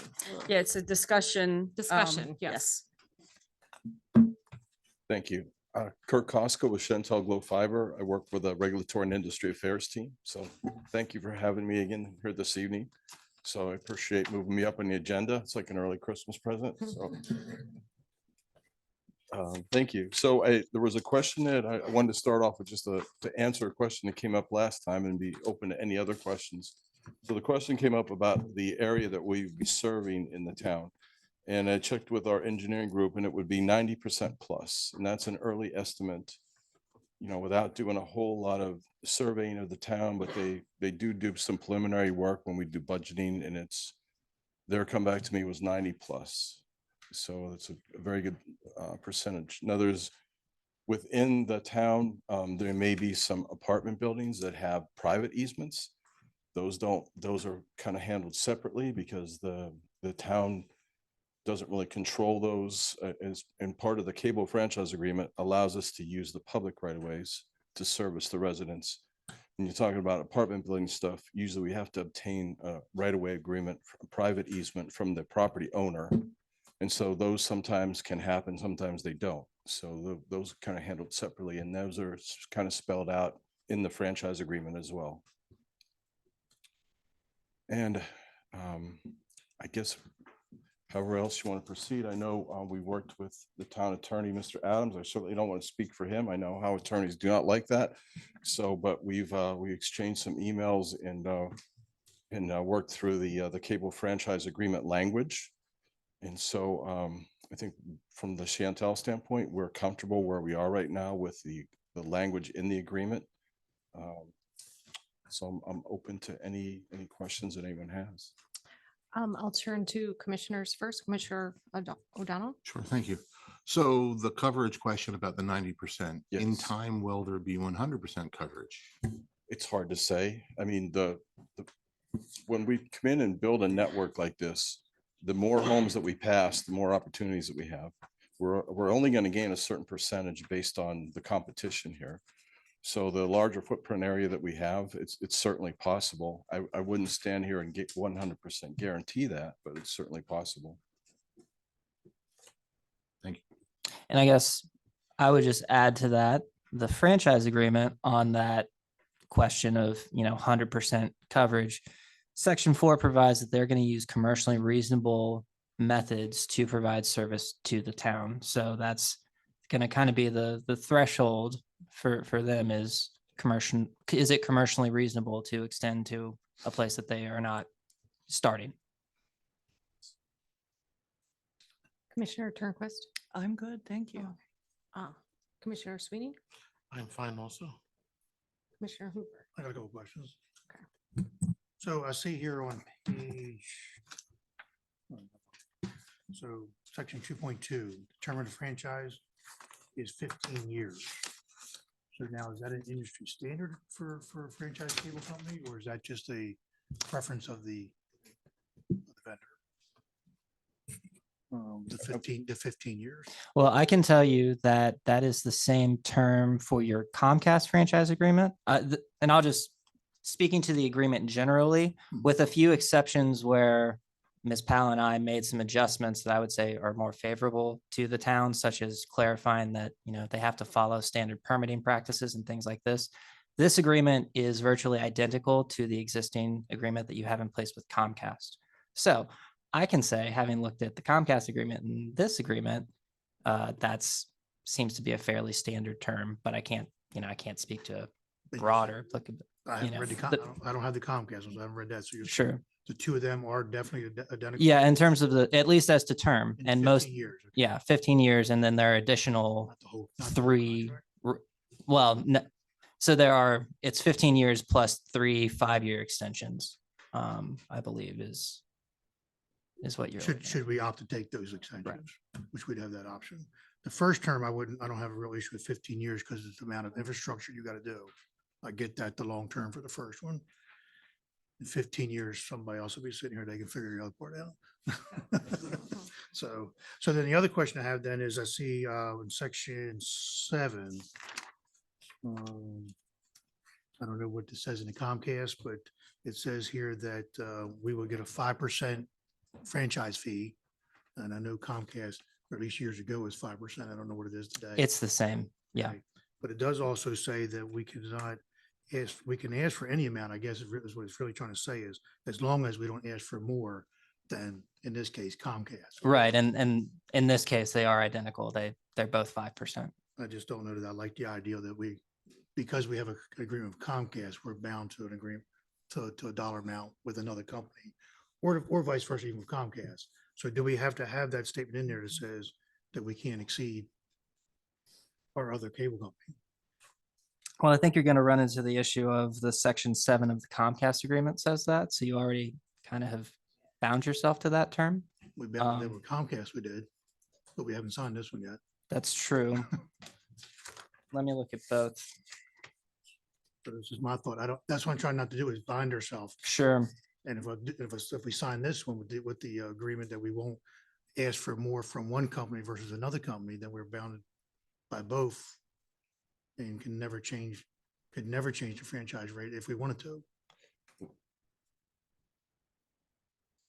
So that would be the one thing I would be doing. Not saying I want to raise it or don't want to raise it. Just, I want the option if it comes to the best interest of the town, then I want the option to be able to utilize it. So the max allowed right now by the FCC is 5%. So that's the max allowed. And a lot of agreements, a lot of communities, residential or municipalities opt for their 5%. The reason we submitted that to Mr. Adams that way in the agreement, it was because the Comcast was structured that way. Well, then if the FCC has a mandatory or a maximum amount, and in this case it's 5%, then I would rather that this language said we get the maximum FCC rate. I don't want to speak for Mr. Adams, but I believe that language is somewhere in that agreement that says that if there's any change in federal, state, or local law, then you have the option to change that. So Not if I sign agreements that binds me to the other contractor. So this one, if I bind myself to this one at 5% and I'm bound to the other one at Comcast at 5%, then I can't change rates nowhere. Well, what you could do, what this provision essentially says is, if someone else comes into town, another cable provider, and is only going to offer 3%, shall we say, then I cannot. This would say, well, now they only have to pay 3%. Correct. And that's what I'm trying to avoid. But if we just take it out and says we get 5%, I just get the maximum FCC allowance. And if FCC changes their rate, then it's to our benefit. And if they don't change their rate, it remains your status quo. So if we're already getting the maximum FCC rate, if that's what it is, I just don't want to see us get bound to a rate. I hear you. That's my point. And if we sign this document binding us, and we've already signed Comcast binding us, of course, when it was only Comcast here then, so we was bound to Comcast by Comcast. But now there's an opportunity for another business, and I want to have the opportunity to be in the, to get the best for the town. The other question that I have really is, I do see in here, and again, let's see, this be section 10. About public schools, provided service to public schools. So does that, so does that give us, so then you would provide, because what is it? It's free basic service to schools. See if I can remember, up to grade 12. Anyway, so you would provide them some free basic service at no cost. Mhm. So then that would be both schools, Mother Seton, who's not a public school technically, and to Emmitsburg Elementary. Both schools would get the basic service at no cost. And it also talks about homeschooling in here. So would homeschooling families get the basic service at no cost? No, the way this is written, it is limited to public K through 12. Homeschools Seen homeschool in here somewhere. are excluded. Did I miss that word?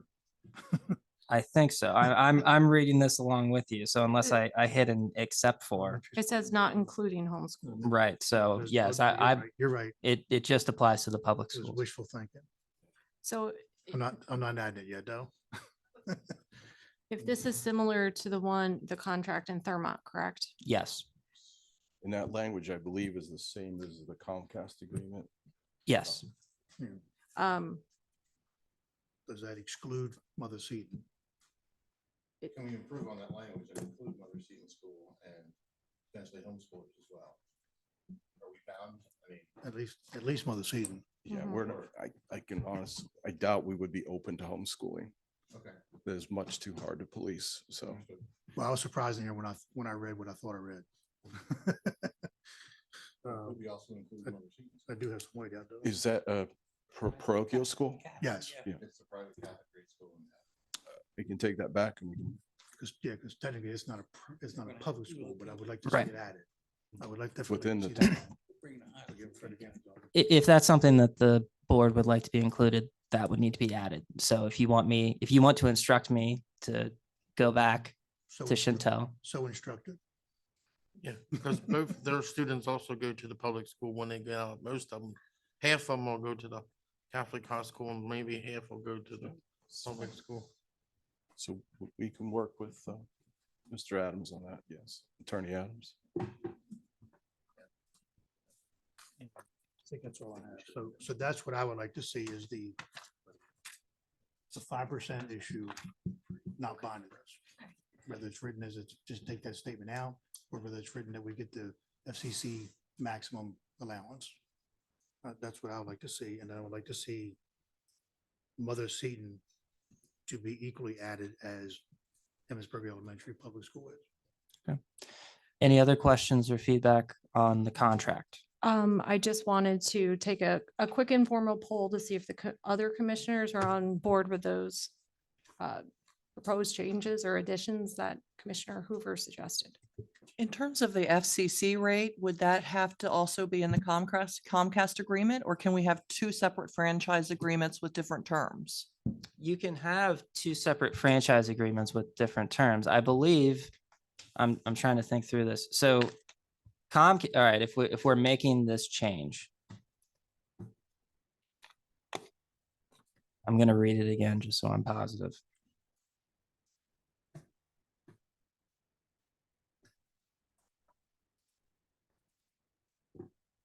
Okay.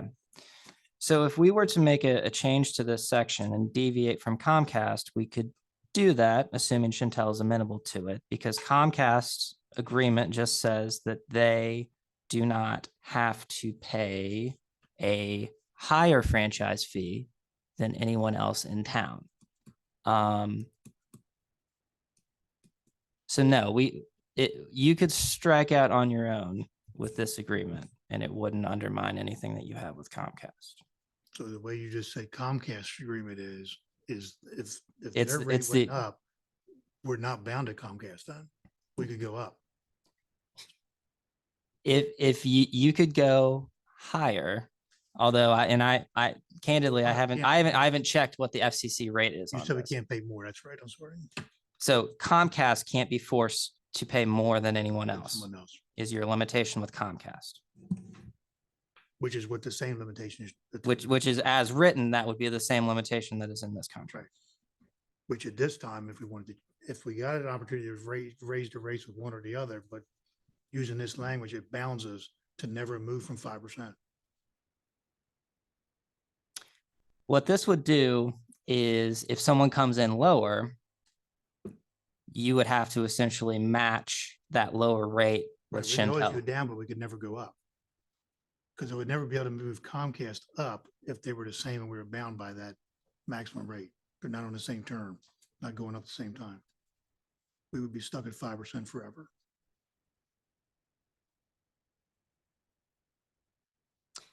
You are stuck at 5% for Comcast because that's the contract rate. The Comcast contract rate is 5%. The only way that the Comcast rate changes is if a new franchise comes in and is paying you a lower rate. And in that eventuality, there's an argument that you would have to lower what you're collecting from Comcast as well. I understand. Like I said, we could go down. Yes. But you can't go up. But if the F- Yes. But right, and if the FCC rate goes up Right. next year after we sign an agreement, and we locked in at 5% here, I couldn't change Comcast's rate to pay more than the 5% they would be paying.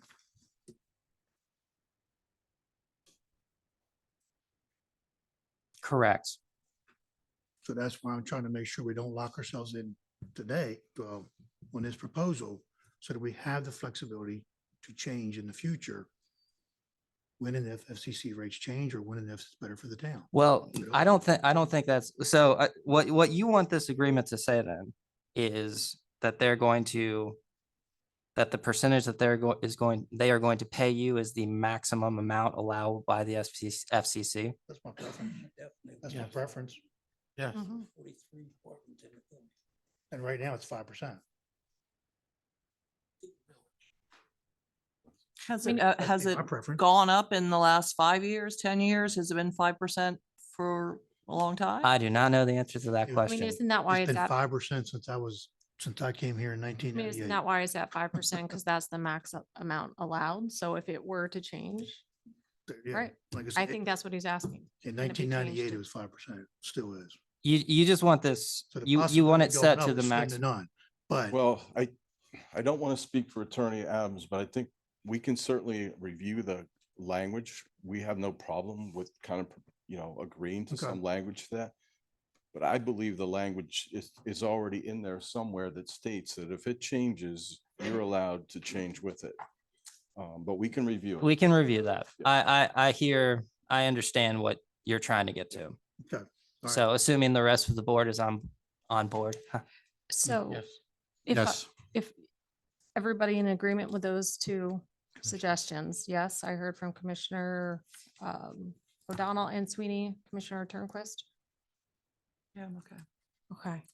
And the two being this, The Mother Seton School. Mother Seton and the rate. School and the rate. Okay. And I'm just curious have you ever had a public school take you up on that additional Yes. outlet? Well, it's in- one outlet per school that we provide video service, basic video service. Comcast may be already serving that school. If they would request a second line from us, we would provide it. And now they have 2 lines. Do you have any in Frederick County Public Schools that are currently making use of that? Not that I'm aware of. We're in the city of Frederick and I could check.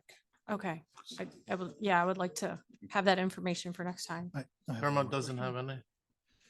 Well, Well, that's not in we here. haven't, I mean, they're, I we mean, haven't built anything in Thermont right. yet. I So mean, they have 3 schools there, so But it hasn't gone in yet. That's right, yeah.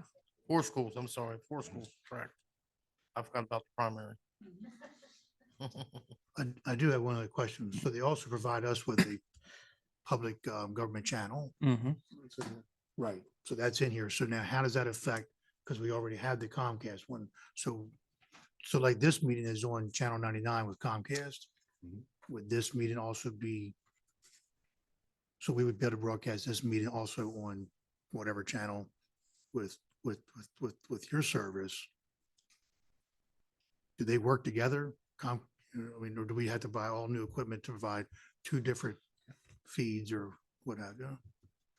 I'm not sure how the feed works. Usually there's a return line from this building. If it's being is it broadcast live now on Comcast channel? Typically, yes. Yes. So there would maybe be not a tonight, but return yes. line to the Comcast site.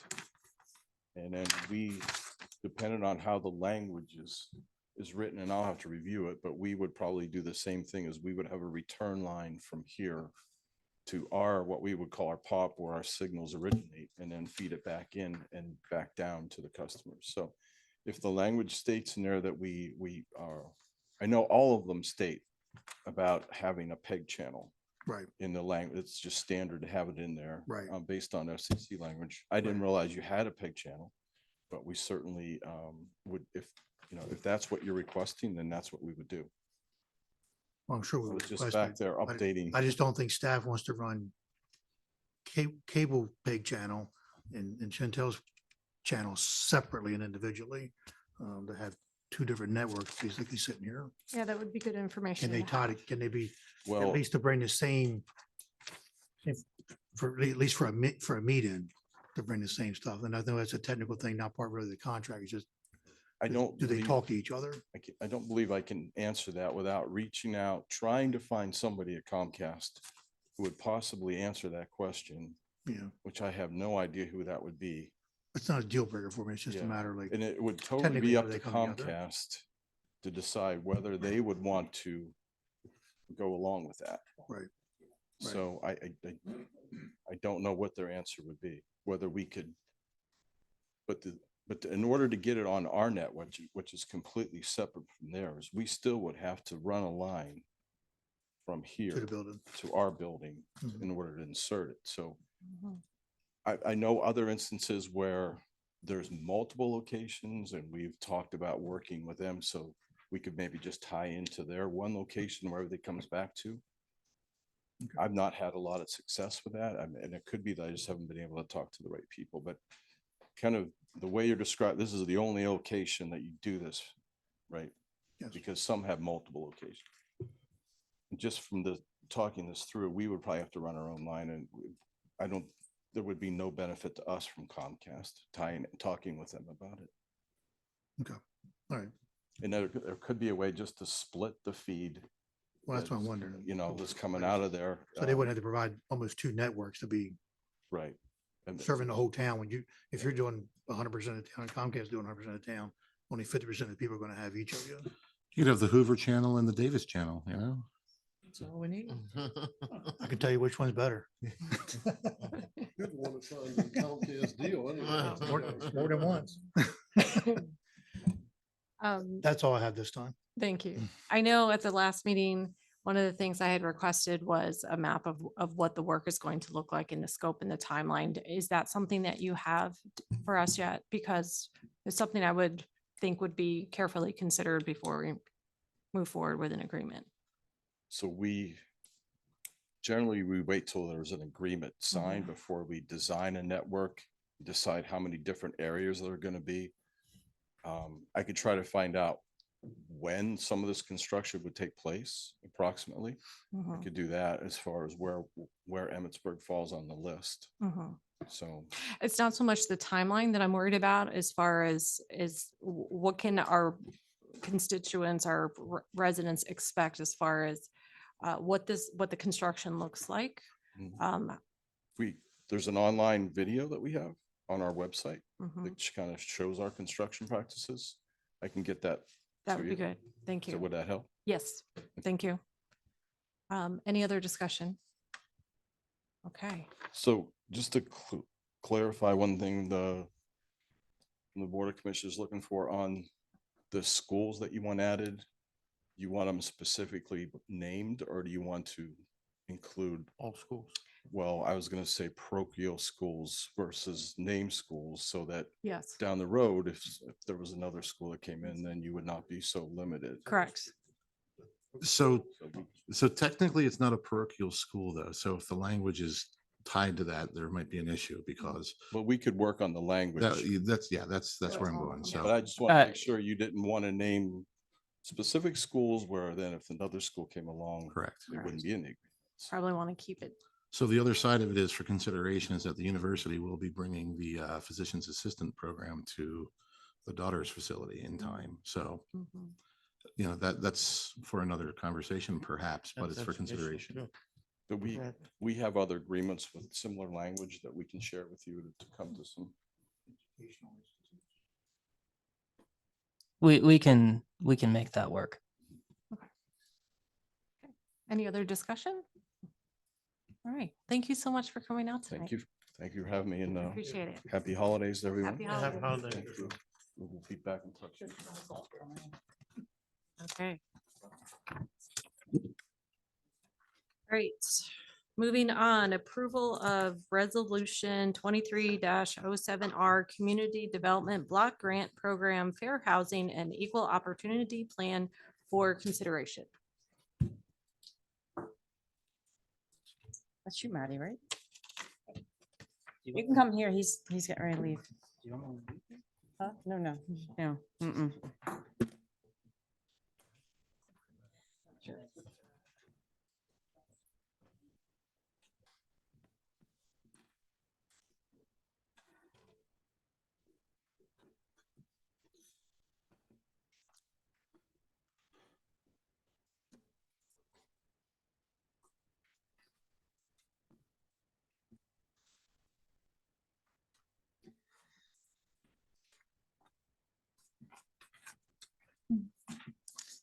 All right.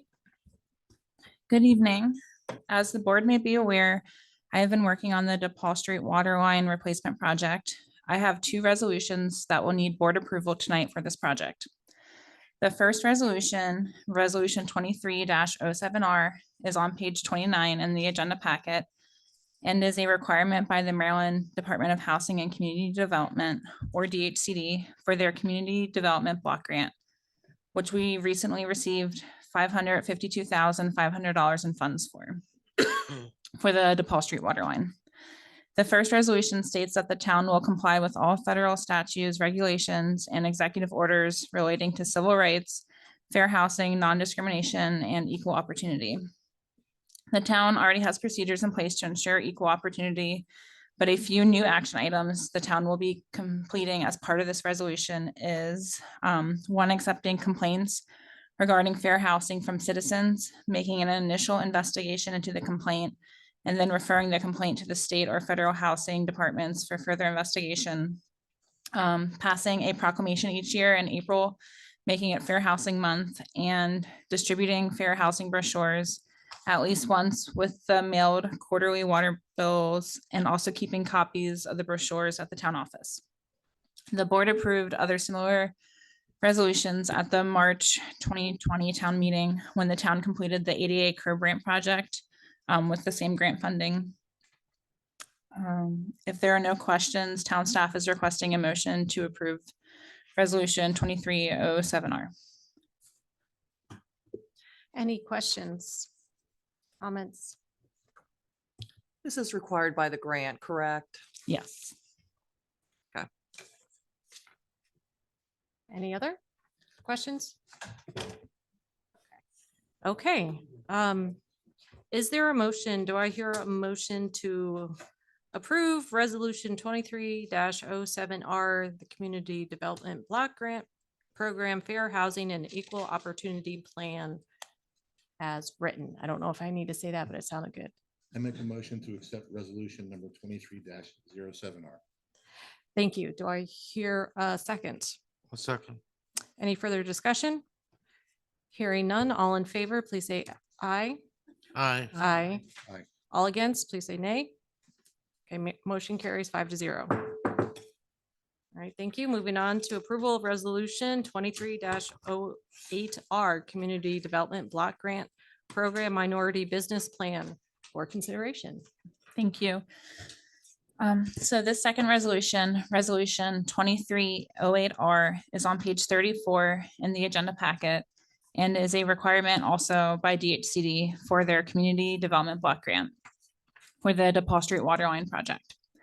In summary, this resolution requires the town to make a good faith effort to contract with minority business enterprises and business enterprises for goods and services, especially in relation to the DePaul Street Waterline project. To comply with this resolution, staff can conduct an online search of minority business enterprises and women business enterprises using the Maryland Department of Transportation's website and send those businesses a copy of the request for proposal once the DePaul Street Waterline goes out to bid, which we anticipate hopefully in the next 2 weeks. In addition, posting requests for proposals on the e-Maryland Marketplace website, Facebook, and town website as required in section 3.12 of the town code will help adhere to this good faith effort. And I should have mentioned with the last resolution and this one that Leslie's office did review both of these and there was no issues. If there are no questions, town staff is requesting a motion to approve resolution 2308R as presented. Questions, comments, commissioners? Okay, do I hear a motion to approve resolution 28-08R? 23, 23, what did I say? 28. Oh, my goodness. That's all right. Thank you, Commissioner Sweeney. I move. So do I hear a second? Second. Okay, any other discussion? Hearing none, all in favor, please say aye. Aye. Aye. Aye. All against, please say nay. Motion carries 5-0. Moving on, agenda item number 3, approval of bid for purchase and installation of smart parking meters for downtown for consideration. I'll just give a little bit of historical background, then I'll turn it over to Maddie, the mayor, and Kadeem. Staff has been working on the parking issues for many years now. We started looking at the purchase and installation of new parking meters about 2 years ago. We have the same parking meters on Main Street. The same company was fixing them. The same company was supplying repairs for the last several decades. Our service person has aged. He is not making repairs now. We have a few spare parts left. However, once those spare parts are gone, we are unable to purchase spare parts for any defective meters. We're finding that our meters are starting to jam and become defective more often because they're aging. So staff had worked on this about a year to 2 years ago. We initially brought it to the board with some recommendations on changes for parking meter rates and parking fines, and the board tabled it at that time. The recommendations were not in line with the direction the board wanted to go in. So we kind of put it on the back burner. We have new staff now. When Kadeem started, this was a task that I gave him. He hit the ground running on it and has done countless hours of research. He and I have met with 3 of the 4 bidders. They've brought their equipment in to demo it. The way, and a lot of people that we've talked to, a lot of places are transitioning away from coins. We don't want to transition away from coins. However, the way of the world is getting away from coins. These new meters will give us the opportunity to pay by credit card as well as mobile payment option. Park Mobile? Okay. I think that will help people in the long run. A lot of people don't carry change, so they risk it on the meter if Kadeem's going to find them or not. I think there'll be less parking tickets, less fines. About a year and a half ago, there was discussion on the board about adding meters to West Main Street. At the time, it seemed as it was an agreeable request, so we added the additional 20 meters on West Main Street, and also adding multi-space units to the pool parking lot for use during the off season of the pool, with the end game of hopes of purchasing a lot for a municipal parking lot. I know that's the goal of pretty much every board member and the mayor and staff. That's kind of the historical background behind it. I will turn it over to Ms. Shaw that can give you the timeline on the bid process. So for this project, we did get a United States Department of Agricultural grant from Rural Development. And so we published back in June a public notice with the Frederick News Post notifying the public of the town's intent to apply for federal funding to replace the parking meters. And then we invited public comment at the July 10th town meeting. And then at the July 10th town meeting, the board unanimously approved resolution 23-05R for town staff to apply for funding for this grant. The grant application was submitted in early August. We received the grant award in early September. And then once the award documents were finalized, we put this project out to bid end of October on the 24th. And the bids were due on Friday, November 17th and opened Monday, November 20th. And tonight, the agenda item is coming before the board for approval. And we are anticipating, if the board approves mayor and staff's request, that we would have the meters arrive end of February and installed by April 1st. The meters were, or excuse me, not the meters. The bid was advertised as required per the town code. The only one that we were not able to advertise in was the MML classifieds because their site's currently down for revamping. But we documented that. Town staff received 4 total bids. They are listed in the agenda packet on page 38 in the order they were opened. Town staff completed reference checks on all these companies and they were all favorable. The lowest bidder was Civic Smart Inc. from Gaithersburg, Maryland. Let's see. For a total bid of $59,057.90. For project funding, the town required match in the agenda packet was actually slightly off. I triple checked the numbers with USDA and our required match is $25,500. It should also be noted that the grant does not cover all aspects of the bid though. For instance, the grant does not cover training, which was $3,000 in the bid packet for Civic Smart, or spare parts, which was $1,784. And so final funding amounts essentially is that we would have a grant of $31,097.90, and the town would have to contribute $30,284.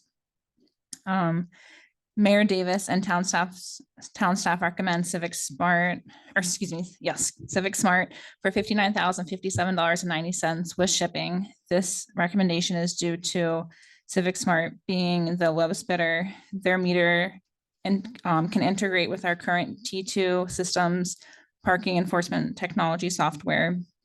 There is no credit card fee if we use their credit card processor. Civic Smart had favorable references. They are a local company from Gaithersburg, and they also utilize the Park Mobile app, which is preferred by town staff. Mayor Davis, did you want to say anything? Yeah, I'll just give you a few things here.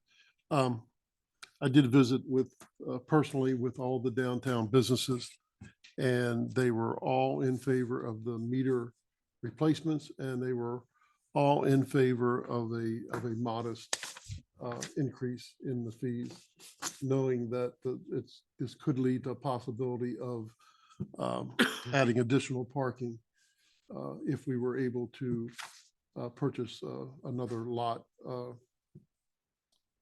to increase the downtown parking problem.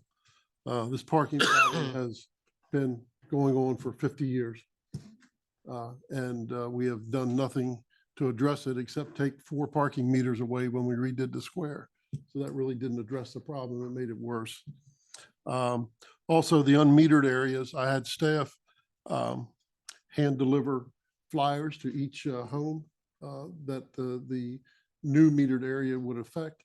And we only got 1 response back, and that was from a college student that just wanted some clarification. But we, out of all the homes that the new meters would go in, we got no response back from anyone. So I guess the ball's in your court now. I wanted, since Kadim's stayed, do you have anything that you want to add? Any insight on why we recommended Civic Smart? I know You met with them and talked to them on many occasions. If you don't, you don't. I just feel like you sat here for 2 hours. You should have a chance. Good opportunity. 5 minutes of fame.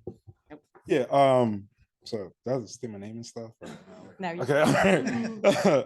Yeah, I recommend Civic Smart mostly because the ease of like integration. They actually bought the company that our current meters were. So their meters just go right in and it'll be almost no change to the residents as far as operating the meters. They'll just be updated and I can use credit cards and things. And from a fee standpoint, I did a lot of math. Their monthly fee is a little bit higher than the lowest one, but the potential to pass their monthly fee using the credit cards is there. We have about 5,000 transactions a month at least. If half of those are credit cards, we'll go past the $710 a month for sure. So the Civic Smart seems like the best overall from what I've researched. So if you have any questions, I'm willing to answer.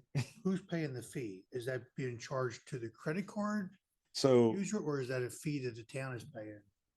it's a fee that the town will Like a pay. Flat fee. Yeah, it's a fee that the town will pay every time a credit card is used at the meter.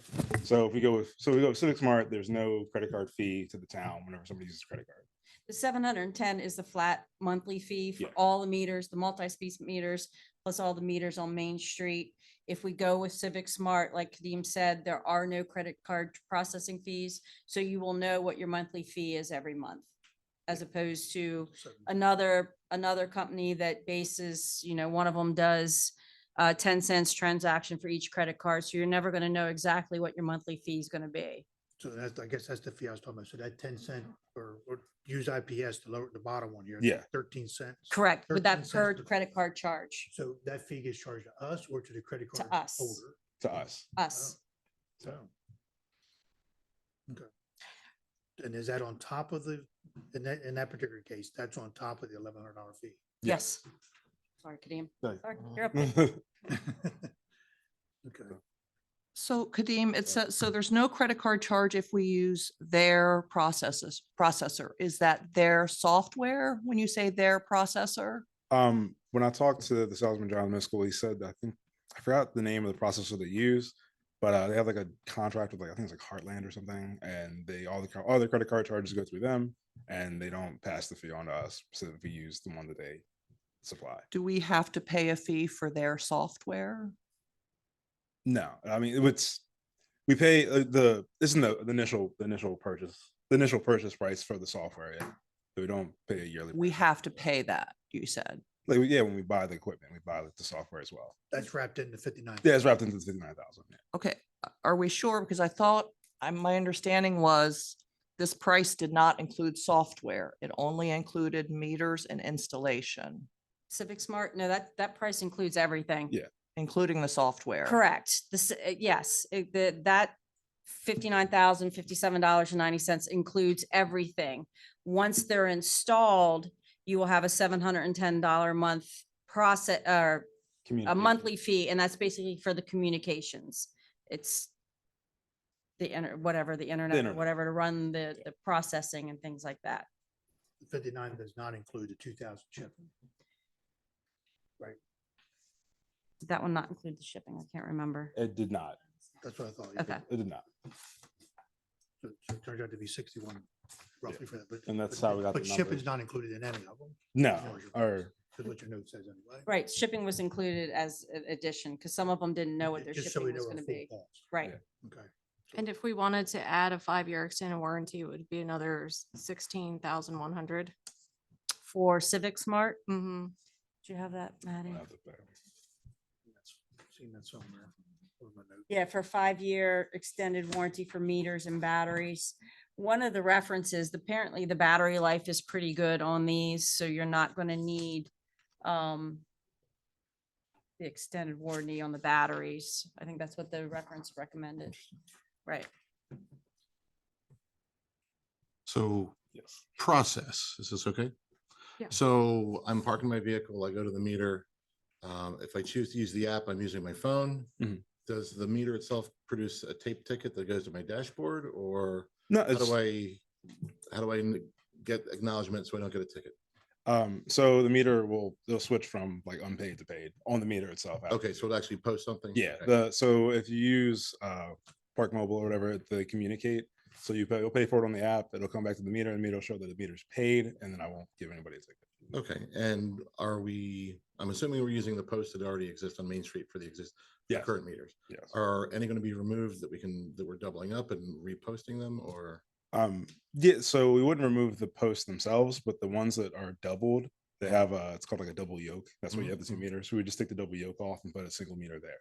And then that covers 2 spaces. Okay, so coming back to the tape question, they produced no tape whatsoever? No, no. Okay, don't have to worry about that. Very good. Okay, and it will be a meter per space, more or less, or where we have a double yoke? Yeah. 2 spaces proximal. Okay. Yes. So I guess what I'm asking is, do people have to walk back and forth from a central station to get the ticket? And it sounds like no. No. The only kind of central station ones would be the multi-space meters at the pool.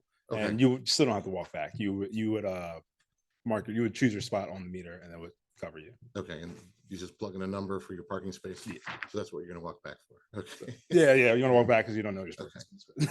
And last item, it says it here in the write-up, but these are all coin accepting meters as well, correct? Yes, they all accept coin and card. Okay, thanks. That's all I got. How's the swim pool gonna work? Because so during this swim season, are those meters, or now is the pool patrons now gonna be charged a meter fee? No, Will so that be no, the goal would shut be to down? not, right, correct. We will not be enforcing any of the meters or any of the paid parking during the pool season from about Last week Ma- of May. the last week of May till Labor Day. Is there a way to deactivate that where you cannot pay the meters? Because otherwise they're gonna want to get. Right, that we may want to put a sign up at, obviously on the website, Facebook, but also on the multi-space. From what I understand, we can put our own messages Yeah. on them, so we could I guess put you- on there, free parking for this time months period. to months. Right. Yeah. So maybe a sign on the building, so just. Right. now, Exactly, I don't know what we call it, double dipping or whatever, the pool patrons or whatever. right. Right. Yeah, no. Right. Okay. Spare parts. So I don't know how the RFP was written or whatever, but what I know is it talked about spare parts. So was the list of spare parts for each of the 4 or all the bidders? Was there a list that said we need X pieces? And so we're getting it apples to apples with all the spare parts? So the spare parts in the bids, they weren't quite equivalent. Civic Smart recommended their spare parts. And that's what we would go with. Some of them said they just listed like the meter, the cost of the meter. Some that actually did not list spare parts at all. I know McKay, they listed a bunch of different spare parts and things like that, but it all said optional. So So if I look at IPS and I look at Civic Smart, IPS is the next closest bidder. Right, Yeah. so so they had options included in theirs that were not included in this 70,972. They had a variety of different options. And I don't remember if they had spare parts in their options or not. When I did it and I added all the options together, and I didn't write it on my paper, they really have. it really increased their overall price to, I think it was close to $100,000. So you're saying the spare parts was it an additional fee Correct. Yes. Yes. for all 4 vendors in this case? For IPS it was. For IPS it was. Yeah, the only one that I remember, you can correct me if I'm wrong over there, is Civic Smart included spare parts in their price. So they're the only ones provided free spare parts. So whatever we get out of that, 1 or 2 pieces or 1,000,000 pieces. No, it was free. no, it was like 10 domes, some more batteries, battery chargers, things like that. So So- 10 replacement batteries, chargers and domes, so just 10 spare parts. Yes. So IPS I'm sorry, Kadeem, IPS listed out additional products. So IPS meter yoke assembly, it's $85 per unit, 65 units was 5,500. In-ground meter poles were $55 for 20, it's 1,100. Locks was an additional 5,500. 9 large coin can assemblies were another 1,000. Okay. And then their optional Park Smarter digital payments were 35 cents per transaction. That's their proprietary. Is that what theirs is? That's the proprietary mobile app, so we wouldn't have to. So they didn't specifically list out anything other If a meter than gets- If those. a meter gets hit or the pole gets hit, that. It's we would $55 buy- for a we would pole. Buy from those, that part, we would purchase from there. We would have to not- purchase them. Not go down to the shop and say. give me Correct. because We of- wouldn't have anything in stock now with CVS. Civic Smart, you would have some spare parts at the shop.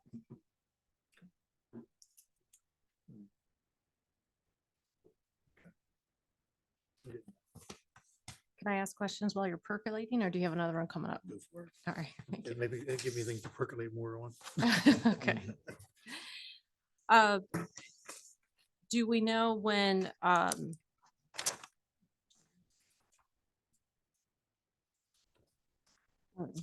do I say it? How long is the money in the grant good for? April. Was it April? We put in the bid packet that we wanted the project to be completed by April 1st, but that's giving a 1 month wiggle deadline. We have to have the grant expended by May 1st. So is there any reason why it would have to be approved tonight? If you start back, so Civic Smart is a 10-week lead time. So that's what, 2.5 months? So if you push it back to January, I don't remember the date. And so 2.5 months is February, middle of March.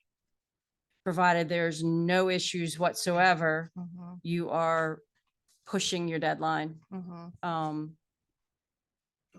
is actually spent money or is it allocated? I mean, if we create the, I don't know if we call it PO or whatever. The grant has to be closed out. So the USDA and their grant agreement they sent us, it said 6 to 9 months to expend the funds. So 9 months is May, because we got obligated money in September, is like the absolute latest that we can have the project completed. Pay the last invoice by that Yeah. May deadline. not- So, yeah, not I, just Allocated. yep. Ideally, we'd like February, March, April 1st at the latest. And the meters, if we ordered them and approved it tonight, would arrive end of February. Okay. Okay, so the answer is yes, it needs to be approved tonight? That would probably be your best option to make sure there's no other unforeseen circumstance. I mean, big snowstorm delays things, I don't know. But I mean, to ensure that we comply with the grant, it's staff recommendation that yes. Okay, and just as we look at additional grants or consideration, when we're looking at the pricing and different bids, is there a way moving forward that we can have it a little bit easier to see apples to apples? Because we have the page on 38 that does have some basics going across for price and then notes. But then we have the warranties over here if we chose to add them, or maybe it has training, maybe it doesn't. Spare parts, whether how much money we would need to contribute if it goes above a certain amount, just so that we have an idea of what the total cost of ownership will be for our town based on what we're voting for when we pick one of these bids. Yeah, I mean, we can fashion the chart however, however everybody wants to see the information. Yeah, I mean, it can be revamped going forward to, I mean, it's nearly impossible to include absolutely every little facet for larger projects. Oh, excuse me, smaller project it's very easy to do, but yeah, I mean, we can certainly revamp it and try to include as much information as possible. So on the questions that were sent, what about a week ago, I tried to make sure Mhm. I had, apples to apples for each question that was asked at least. Yes, So- thank you for doing Yeah. that. And that's really helpful, but it's on 3 different pages based on the number of questions we asked in the chart. So if it was done up front, we could have it all in one place. Fair enough. So, especially if we're looking at one particular bid that is going to require us to purchase more than that's not listed as included. So we're not, oh yeah, remember we we approved this bid, but we didn't buy the warranty. That would be another 16,000. That would be information that we'd want to know. And then of course, how much money above what was allocated in the budget would be needed. If it applies to that particular situation, so that we have a very clear picture of what we're looking at. I think it'd be helpful if the commissioners could come up with what they want it to look like. And then we can fill in the blanks and, so we have, staff has a clear picture. Yeah, we can do that as long as we know what blanks we need to fill in. Well, I think the big blanks are what money is there any in the amounts that were listed? Are there any add-ons that are not included that are optional that would cost us more money, right? And also how much we would need to find additional funds for, if any, or is it already within the grant and what was already allocated? I can make list out some ideas that might be easier to see on a chart, just so that it's consistent. I'm not saying like, list out every single spare. No. part. Right. We'll do whatever they Yeah. want. We want to make it as easy for Sure. you all too. I think- You got to remember, this is all new Yes, because though we want to do it right. sure. And I Okay. think part of that point is that the total cost is not 59,000. No, it's 61. Because shipping's not in that. So there is some additional cost. But, so is it budgeted? Was it approved? Whatever the amount is? Yes, there's a cash, the board approved How much? Just making the sure. cash match for, I wrote it down. 29. Essentially, the cash match that we have in Fund 2 is short $364. Everything else is allocated and been approved in the budget in Fund 2 for the match for this project. So in whatever budget line item, that is specifically for Right, per it's, meters. right, it's in Fund 2, under streets, under parking enforcement, But you still got streets money left to pay the additional and they only need 364. 300 bucks, Yeah, I you do. still have it. Right there in the water fund, it's only 300 bucks. That's all. And we feel that the reason this has been pushed down the road for 3 years now, and that's why there's an increase and why came up a little bit short Mhm. of the original estimate. Is it my turn? I had Oh, go ahead. You go ahead. I'll wait. I had a few more. Okay. I know we had talked in the past informally about the unmetered spots. However, we never really came to an agreement on whether or not we were going to move forward with metering those spots. It was a discussion as part of the bid, so that we know how much it would cost if we were to move forward, but we never came up with a decision that we were going to meter those spots. So that's something that That's what I was percolating. yeah, because I appreciate that there were handouts going door to door, but were there blasts on Facebook saying, hey, if you live in this area, we're gonna meter these spots with the same fervor that we do with a turkey trot. So like, if we have something that's gonna impact our residents and potentially our businesses, we need to have enough transparency and blast it multiple times so that we can ensure that the businesses and residents know that this is going to be coming down the pipe. While I agree with you, I don't think there's any better way than going person to person. And we did that. You can do, because not everybody has Facebook, not everybody has TikTok or whatever else. So we made the effort to go person to person. I did business to business. Staff did household to household. But that leaves out the rest of the community that comes downtown to park.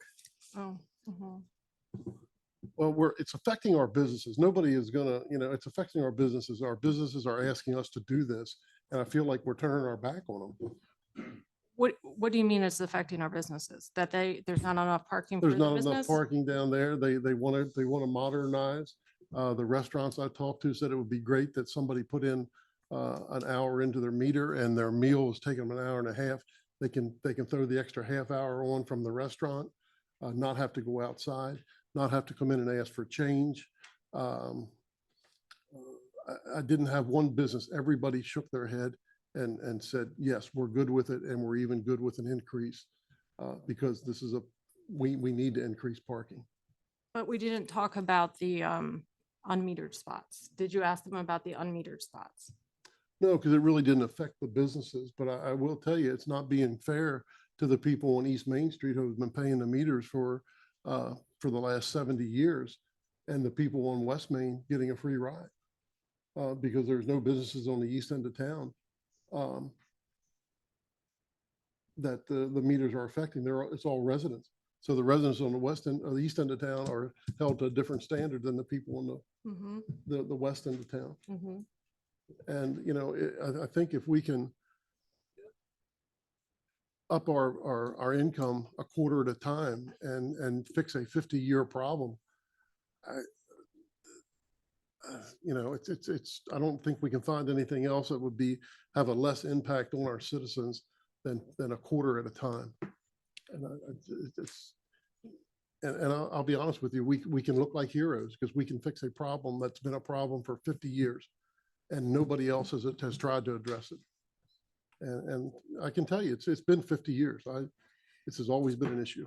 So how much would it cost for the lot that we were looking at? Do we know? No idea. No idea. We haven't even addressed that yet. So is it possible then that we could look at funding quicker? Because I know for what we're going to get in profit off of the parking meters, which isn't that much, we'll be looking at buying a new parking lot like 50 years from now, depending on the cost of the land. So can we look at some of the unallocated substantial funds that we've come across potentially to? Sure, but this was just an offset to it. And I think we'll take in more than you think because, like I say, the meters itself with right now with the funding coming in from the meters, that within about less than 2 years, we'll have taken in enough to pay for the meters, but for our funds. So then we're starting to show a profit off the meters that could be put towards that land purchase. Sure, would it take a while for that to build up? I have no idea what that lot's worth, not a clue what that lot's worth, but at least we'd be putting something for it and we're, you know, planning for that instead of not having anything coming in at all. One point to add to that, just real quick. So if you are looking to purchase a lot and if you're going to go for grant funds, if you do have a cash match, this will help you with your cash match to be able to purchase that lot if you go the grant route. And then, you know, with the addition of other meters and if the pool parking lot, we estimated that you're going to make up your match in 1.7 years. With the additional ones, you're probably going to you're going to repay your match in a year. And then everything else going forward then is like going to saving. How much income is there in meters a year now? Roughly? Roughly 15,000. How much? Roughly 15,000. Okay, well, it hasn't gone up much then. Okay. Yeah. Well, Fact I it's will going tell you down. during the Six of Going Hearts, down. it was going up $500. We're I was making gonna say it's going $500 down. more. Yeah, the month of August. So you can double that if we would put the meter fee up by a quarter, then our income would go to 30,000 plus because you're adding the pool parking lot and the additional meters. So it could go as high as 35 to 40,000 a year. Yeah, for this fiscal year budget in 24, we budgeted 12,000 parking meter revenue and 11,000 in fines for parking. Last year we brought in 14,000 parking meter revenue and about 13 fines. Is there an option to increase the parking on our existing or the fee on our existing meters? I'm sorry? On the meters that we have right now, can we adjust it to increase the fee on the ones that we have right now? If you can get the parts. They They no, don't work. no, They're not going to work in the near future. yeah, there's the person that we have to operate the meters. He can't really, and I don't know how myself. Yeah. So And So- Commissioner, something else I can add, and this is before this wasn't due to a parking meter thing. It was a problem we were having with one of the other code enforcers. We went out and took the 12 meters between the square and the firehouse, and we put quarters in all at one time. And we had meters coming up anywhere from 45 minutes to an hour and 15 minutes. So they're not even calibrated properly. And that was causing issues with giving people tickets. And so that was just done last year. Yeah.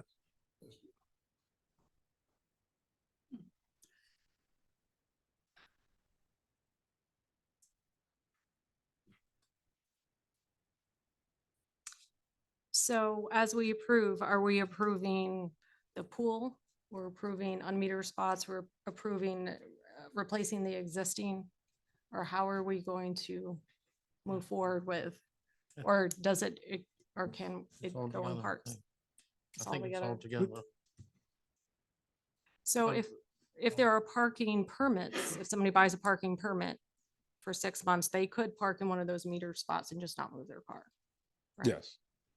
Okay, so, I mean, is that really going to help our businesses and our revenue if everybody goes that route? I have one of those permits. Mhm. And mine is because I've, even before I was on the council, I would be moving my car sometimes up to 10, 15 times a day, different businesses doing different things. And that's why I have that. I have it as a convenience. It's not so I can garage my car, Mhm. because actually that's against the ordinance. Now, I'm not going to tell you tonight when I leave here, if there's a parking spot in front of my house, Mhm. yeah, I'm going to park there Mhm. tonight. But I have parking behind me, and that's where I normally park. Mhm. So to use it for a garaging your vehicle is, But as you say, the ordinance also requires you to move it every 24 hours, 48. 48. So you could, I mean, you could leave it there for 2 days. but Right. He would be had to write the ticket, paid or unpaid meter, Right. as long as it wasn't So, I moved, you mean, could mark the tires or whatever you do, but. I know even in like downtown Frederick or in Middletown or Thurmont for that matter, you're gonna come upon a part where it's not metered, Right. you know? in Frederick. Yeah. Yeah, I drive around those streets one way until I get one without a meter. It's probably. So you waste 5 hours in gas to save 2. Yes, I do. It's mainly because I cannot parallel park, Mayor Davis. Oh, That's what it there comes it down is. to, you Parking know? at Walmart. Are you gonna, meter then Oh, all the oh, oh, oh. residences on the, west end of town? Is that what you're getting? 20 new spots, It's West Main Street would be metered. 20. Yeah, right now, I think it stops just past Dr. Thomas's office. And it goes to the Doughboy. They are Right unmetered. before the split, right before Right. work.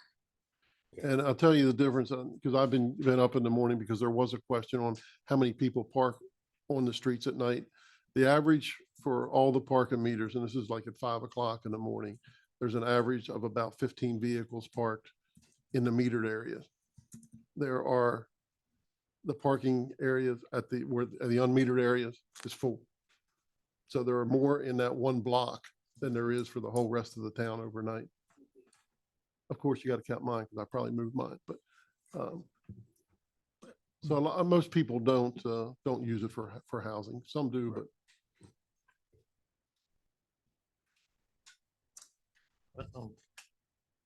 Madam President, we in the past years, we have brought up Mhm. putting parking meters in the pool area. And we Mhm. also talked about adding spaces on both ends of the town. Mhm. But the west end needed them more to equal out the east end of the town. That's what we did it for. I mean, that's what we talked about doing. Yeah, I know Every year. I know, I remember that discussion. Mhm. I don't remember the pool. That might have been before my time. But I'm concerned about metering the rest of West Main. I know like it's far away from businesses. We do have a lot of residents down there. It doesn't seem like it's going to impact the businesses either way, whether we put meters down there. And for the total cost all in, you said with shipping, training, all of that goodness, we're only going to have to pay an additional $300 Over your budget. over the budgeted amount. Yes. And we had that left over from last year. So kind of jumping back a little bit, the idea behind the meters is to create opportunity for the businesses to turn over those parking spaces. So someone's not, monopolizing the parking there to access the businesses. On West Main Street, you're correct. There's not the same density of businesses, Mhm. but there's the potential for it. The way we're zoned, you have the apartment up top model and you have the potential for the downstairs. Now, Mhm. I haven't seen too many conversions like that lately, but there is that capacity that we have. Mhm. That's one of the things that sets our main street apart from many other main streets is that we have a living main street, like we have a residential main street that is virtually fully housed. Like, again, if you go to that model of downtown Frederick, you have all these great storefronts and independently owned shops, but upstairs there's nothing. There's no one residing there. And there's an expectation that it's not a subsidized item. Like we do pay for the parking, which is unfortunate. Like in my neighborhood, we're not allowed to park on the street. Mhm. I would be eager to see that, but the streets aren't set up for that. Mhm. So there is value to it. And there are businesses over there at the west end of town. They're, Mhm. like you said, they're not a lot, but there's that possibility. The other piece is, as Mayor Davis said, it's an equity thing as well. Like there's been folks who've had to pay on the one side of town, but none on the other side of town. And, it's our effort to be moving forward with an even hand on these things. So there is value to having parking meters there. By the pool, same thing. And I'd say the simple solution for the pool, if we don't put a digital message in there that says, free parking today, we just put the old boot over top of it. Mhm. So there's just no gray area, Mhm. just free parking. Mhm. I do know that there are businesses on the west end of town that do appreciate not having a metered spot. That their customers enjoy that location for that particular reason, especially the older customers that might patronize the businesses on that side of the street. So If I can just interject, if you sit and watch, because I live on the west end of town, if you Mhm. sit and watch the parking on west end of town, Mhm. you have a lot of people that are visiting your businesses that are parking on the west end of town where there are no meters Mhm. and either walking down to their residences or they're walking down to the business they want to go to. So those spots are not only being occupied by people that are residents, there's people that are occupying the spaces that choose not to pay a meter and are basically essentially parking for free. Mhm. The people that do park there overnight, the residential people, and I've noticed it, at night, it's packed. Come daytime to go to work, people have moved out because the residences are going to work. Mhm. They're not going to be really impacted by these meters because parking stops at 6 o'clock Mhm. and it doesn't start again until 9 o'clock. So if Mhm. you're going to work, you're not going to be really impacted by it.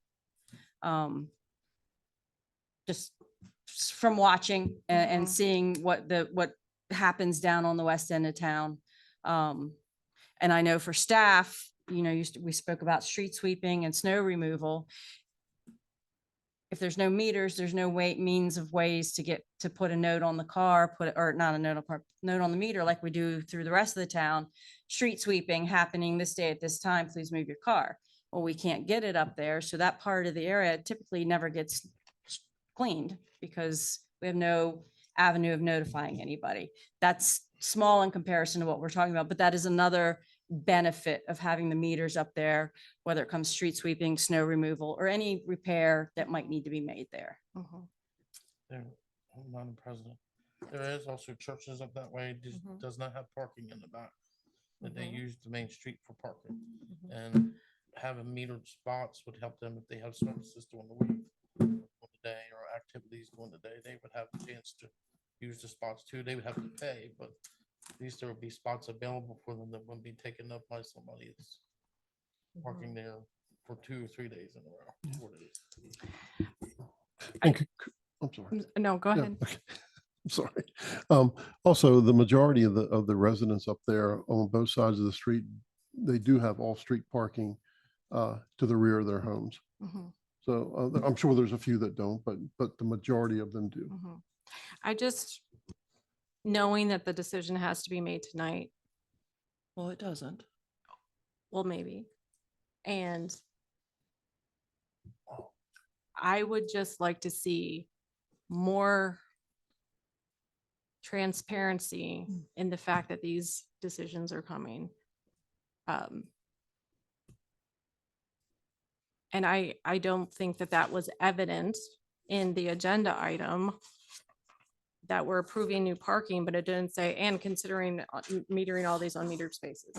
So I know it's a town decision, but it's something that I feel like we don't lead with all the information. So at this time, I personally don't feel as if in good conscience, I can move forward with voting for the unmetered spots at this time. But I'm open to other commissioners. I have a few comments. You know, I think we're missing the bigger picture here. You know, if the reason for replacing the meters and increasing the cost is to get more money to buy a parking lot, that's never going to happen. Meters aren't a moneymaker. In fact, the meter money that we do get is supposed to help cover the cost of this, the person who manages the meters. Okay, so if we're reducing our income by $710, for instance, in November, we made $983 for meters. Okay, so if we deduct $700 from that, that's only a $200 profit that we're making. So money that's already being used in the general fund to help support salaries of the parking code enforcement officer is going to have to be generated from a different pot of money, because we no longer have that money in our budget to help support that salary. You're missing a link, though. What's the link? The staffer isn't, we don't have parking meters for the staffer. We have parking meters and a staffer for enforcement to allow the opportunity for businesses to have parking, because the parking is a scarce commodity. So by making the parking commodity available, by having the enforcement, that allows the business to function. So it's not just paying staff, it's supporting enterprise. But the income received from the parking meters is to help support the salary of the staff. But That's but maintaining. beyond that, it's to support. Well, right, there, it's I to mean, there's a support whole lot, business. yeah, right, but there's more. Okay. So we made $983 in the month of November. If you divide that by 125 meters, that's less than $8 profit per meter for the month. And we know some of those meters aren't even being used. Do we know how many meters end up with $5 a month? How many meters end up with $0 a month? We're talking about increasing the cost for the meters. Who does that impact? Our residents. Why do we always put the burden back on the residents? You know, whether it's increasing the water fees, increasing the meter costs, we want to add meters all the way down to the end of Main Street. You know, we haven't had a public hearing to let people come in and say what they think about this. I don't think we should extend meters all the way down. When I drive up and down that road at least twice a day going to Mother Seton, there's always parking. There's always open parking available. I mean, if we want to build a parking lot, let's build a parking lot. But we're not going to get funds from this endeavor to build a parking lot. In fact, we're going to have to find more money in our general fund to help support the salary of the parking code enforcement officer, because we're going to be paying it in monthly fees, credit card fees. You know, we don't charge people to use the pool, and the pool is underwater every year, but we're going to add extra meters to Main Street and at the pool for people to park. It just doesn't make any sense in my brain. I know we have meters that are broken that need to be replaced, and I understand that, and I don't care if they're red, green, blue, or purple. But I think if we're gonna spend money, increase our rates, add meters all the way down to the end of the street, down to the Doughboy, I think we need to have a public hearing. And, you know, these changes are going to require changes to our code.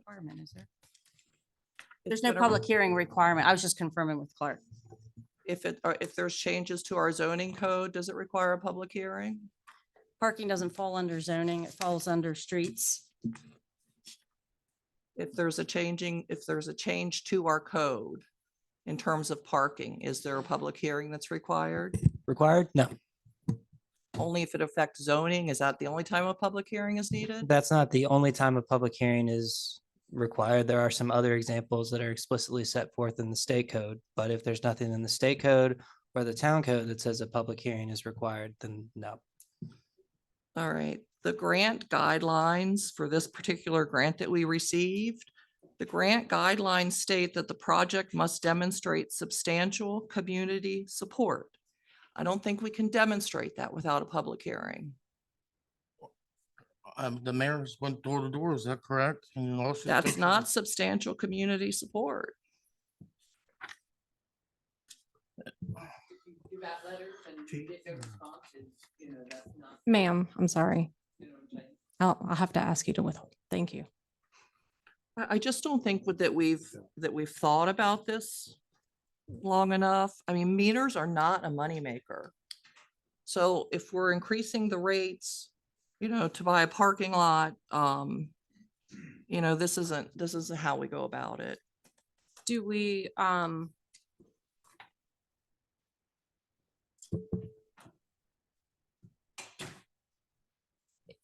Can we make, do we? it, So I like to make a motion to try to get a vote to try to get this either stopped tonight or not stopped to go. Is that okay to do? Could you repeat your motion or I had to your make a intended motion? and I just want Okay. to. make a motion. I would like to make a motion to install the meters or to, let me get the name of the, let me get the name back again. To pay 61,800 and $1.90 for, that's including the 2,324, I think it is, for the shipping for Civic Smart Incorporated, Gaithersburg, Maryland, to be the low bid for the meters. To be the low bid or the approved? The approved bid, I'm The sorry. approved bid. They're the low bidder, right, as it Okay, have it right in that mind. was presented to us. To accept that bid. Yeah. Yes. Do I hear a second? Second. Discussion. Yes. So I'm partially in agreement with the bid. I'm also not a fan of the additional 20 meters.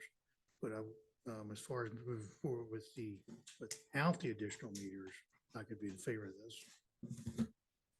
So the impact that causes to not do the 20 upfront now. The project. I don't see where the negative, I mean, from staff perspective, the mayor's perspective, as I guess Commissioner Sweeney said a few minutes ago, to try and move it along. Retain the meters that we have on Main Street, the same number of meter spots, and add in the swimming pool, that I can support. I just don't, just at this time right now for me, and not being in previous discussions with the meters and what have you, I would be willing to proceed without the additional 20 tonight. Okay. Oh, can you move your mic? Oh, I'm sorry. I believe you were saying, it to, you want, go ahead. I'd be willing, I could go with the low bid tonight if we didn't include the additional 20 spaces on Main Street. The swimming pool I'm good with. The new meters I'm good with. The bid, now that it's been explained to me, is the low bid from Civic Smart, is it? Yes, Civic Smart. I understand that, and so if town staff and town mayor understand that and any opinions of that, but that's what I'd be willing to move forward with, which would require an amendment to that motion, but that's my 2 cents. The price will go down. I guess we'll take what we can get, but I don't see how we're being fair to the people on East Main Street when we're still allowing the people on West Main to park free. Well, I should add that the parking where you the area where you want to add meters, there's already an ordinance on the books that you can park there not to exceed 2 hours. So anybody that parks there in a non-metered spot in that area right before the Doughboy It's a 2-hour max for parking. So perhaps we're not enforcing that. But we already have something on the books, so people can't, they shouldn't be housing their cars there. They shouldn't be parking there for longer than 2 hours. No, Um, no, Never not 2 seen hours, that. not 2 hours. Um, You can ticket them every 2 hours if they, Dean, tell me if I'm wrong. If they receive a ticket for at a metered spot, you can then ticket them every 2 hours. Is that correct? I'll have to look at that. I don't remember that part of the code being unmetered spots. I know it's every 2 hours for the metered spots. So It's 1012.090, 2-hour parking. It is unlawful for any person except persons to whom parking permits and parking signs have been granted to place, stand, or park any motor vehicle or other conveyance for more than 2 hours at any time on any of the following streets: East Main Street, except where meters are installed, and West Main Street, except where meters are installed. So there's only a 2-hour limit there Okay. So regardless. So sorry. I guess we're not enforcing that. Commissioner Turnquist, if that is a request, are the commissioners going to support if we give proper notification that this is going to be enforced from here on out? Because we have received some pushback at times for issuing tickets for cars that are parked in excess of time. If this is something the commissioners would like us to enforce and are going to support that when people complain, because you know they will, then we will put the notice out and it will be enforced. Well, if there's a meter there, either way, they're gonna have to pay. Right. They're either gonna have to move their car after 2 hours, or they're gonna have to pay for a meter. So either way, Or park behind people their are gonna, residence. people are gonna pay the price. They're gonna suffer the consequences. Well, the big So thing. either we have ordinances that we want to enforce or we don't. We can't, I said this when my fence was an issue, that we can't pick and choose which ordinances we want to enforce. My point is, there's already a policy in place that covers that portion of the street that doesn't have meters. So if you add the meters, you'd be giving them more of a freedom to park. Or we don't put meters in and we give tickets every 2 hours. Your choice, not to me. Well, or we can continue not enforcing the code. That's their other option. I'll take some blame there. I misunderstood this section then. But I can enforce that. That's not a problem. There's no good answer. I mean, Somebody's got to pay something Well, for it, no matter what we do. well, the answer you brought up is like to enforce the 2 hours thing. So I'll adhere to that more strictly.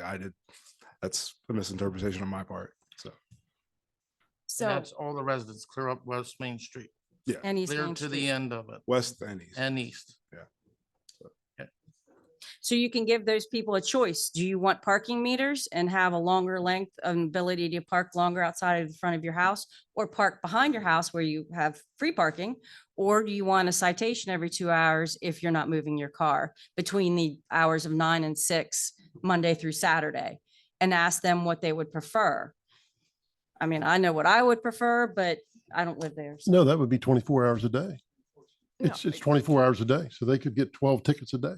Oh, that's true. Absolutely. I forgot that. I mean, that almost feels like justification to put the meter in. If we have an ordinance that's already saying, you know, you can only be there for 2 hours, then why not make it official with a meter? Well, it's 2-hour free parking versus 2-hour meter parking. I mean, I don't care either way. If there's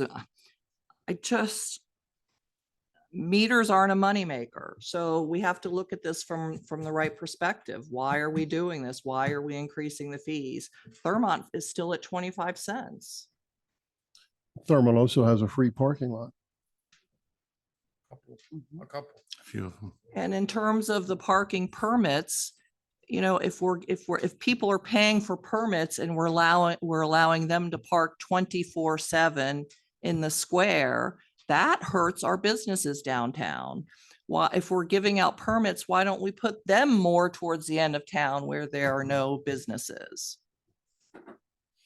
I feel like that was something that came up at Citizens Advisory, and it feels as if it could be and should be a separate agenda item to talk about the parking permits. Correct. I had added for, I'm sorry. Go I ahead. had added for January, I forget where my notes are, discussion related to parking meter fees, parking permits, parking fines, as well as overall parking goals. Mhm. So I know you had some concerns from the Citizens Advisory Committee. The agenda item tonight was solely this, so you're correct. That's a future item. Okay. I wanted to ask about handicap parking. I don't think we have any handicap parking, like near the square. And then I wanted to ask Clark, Maryland has a law, and I don't know if it applies to us, that says any person with a handicap tag or placard can park at any meter for free and Yes, for twice as long. Yes. right. I do believe I've seen that provision before, and I think it would apply here, but I would have to double check. It's a state road. And there is a handicap spot, the first one in front of the firehouse. Yep. Uh, The first one in front of the firehouse? Yes. Between the firehouse and the outhouse? mhm. Well, it's on the west side of the firehouse, but it's the first meter on the west side of the firehouse is a handicap spot. Where the alley used to come out. Okay, back there. Closest to where the gambling happens. And Commissioner Turnquist, I believe there's been discussions with State Highway on handicap spaces in town, and I think that falls within their approval of where we can put handicap spots. And for some reason, I have to go back through my old emails that they have to grant us approval, and to date, I don't think they've ever added any additional, but I need to confirm that. I don't want to, I am correct. There, yay. Madam President? Okay, for comment, may I add comment? You may. Thank you. Commissioner Turnquist, you're going to be surprised that I agree with you about something here on this, though. Shock and awe, I know. Okay. I do see the cost of enforcement as increasing. I see the cost of enforcement as a necessary value to the business community. So that's maybe where we're disagreeing in technical terms. But where I fully agree with you is I don't see this program as funding a parking lot purchase in the future directly. However, I feel that it could be contributory toward it. And I think if staff wants to bring this back in February or March, I didn't hear the month, and I'm sorry, but I think that's the time we have that discussion where we say, hey, we need to set up a program. And I would honestly say we could probably nail down a grant or multiple grants to make that purchase for the town to enhance downtown through securing property for the purpose of parking, to improve parking opportunities for the community. And that's not just us in town, it's also for those who come to town for the softball games, the baseball games, for the trails, for the bars, for wherever. You know, everyone's carrying that burden, I agree. But if we pursue it that way in a formal way, I think we'll have a lot more success. So just where I'm coming from. So I didn't mean to completely bully you over with a cord. So that's where I'm coming from. And I also understand that fee is not going to pay for a parking lot, but the additional money we'd be taking in could go towards that. Kadim's only job is not checking parking meters. He's doing all kinds of stuff with other code enforcement and what have you. So, his full-time job is not parking meters. As a matter of fact, probably the least amount of his time is checking parking meters. Okay, so I do think we have one motion? One motion. All right, we had a second, we had discussion. All right, now we're going to, is there any further discussion on the motion? Can you repeat the motion before you call for a vote? Yes, it was basically the approval of the civic. I can't find the name of it.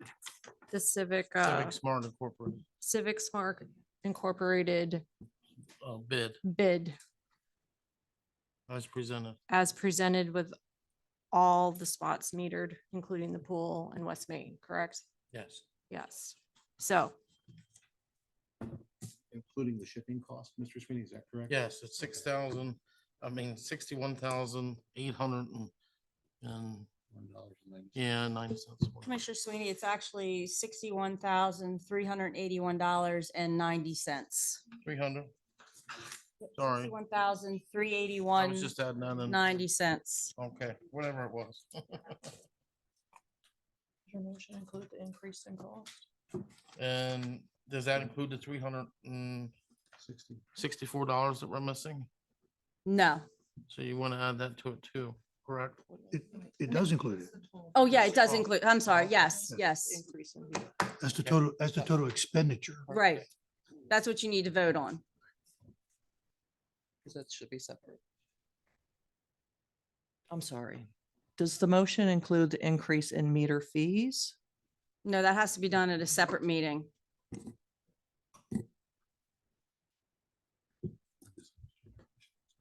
So this is for the purchase to replace existing meters, the 20 on West Main, the ones at the pool, but not the increase in. Correct. That would have to come at a separate agenda item.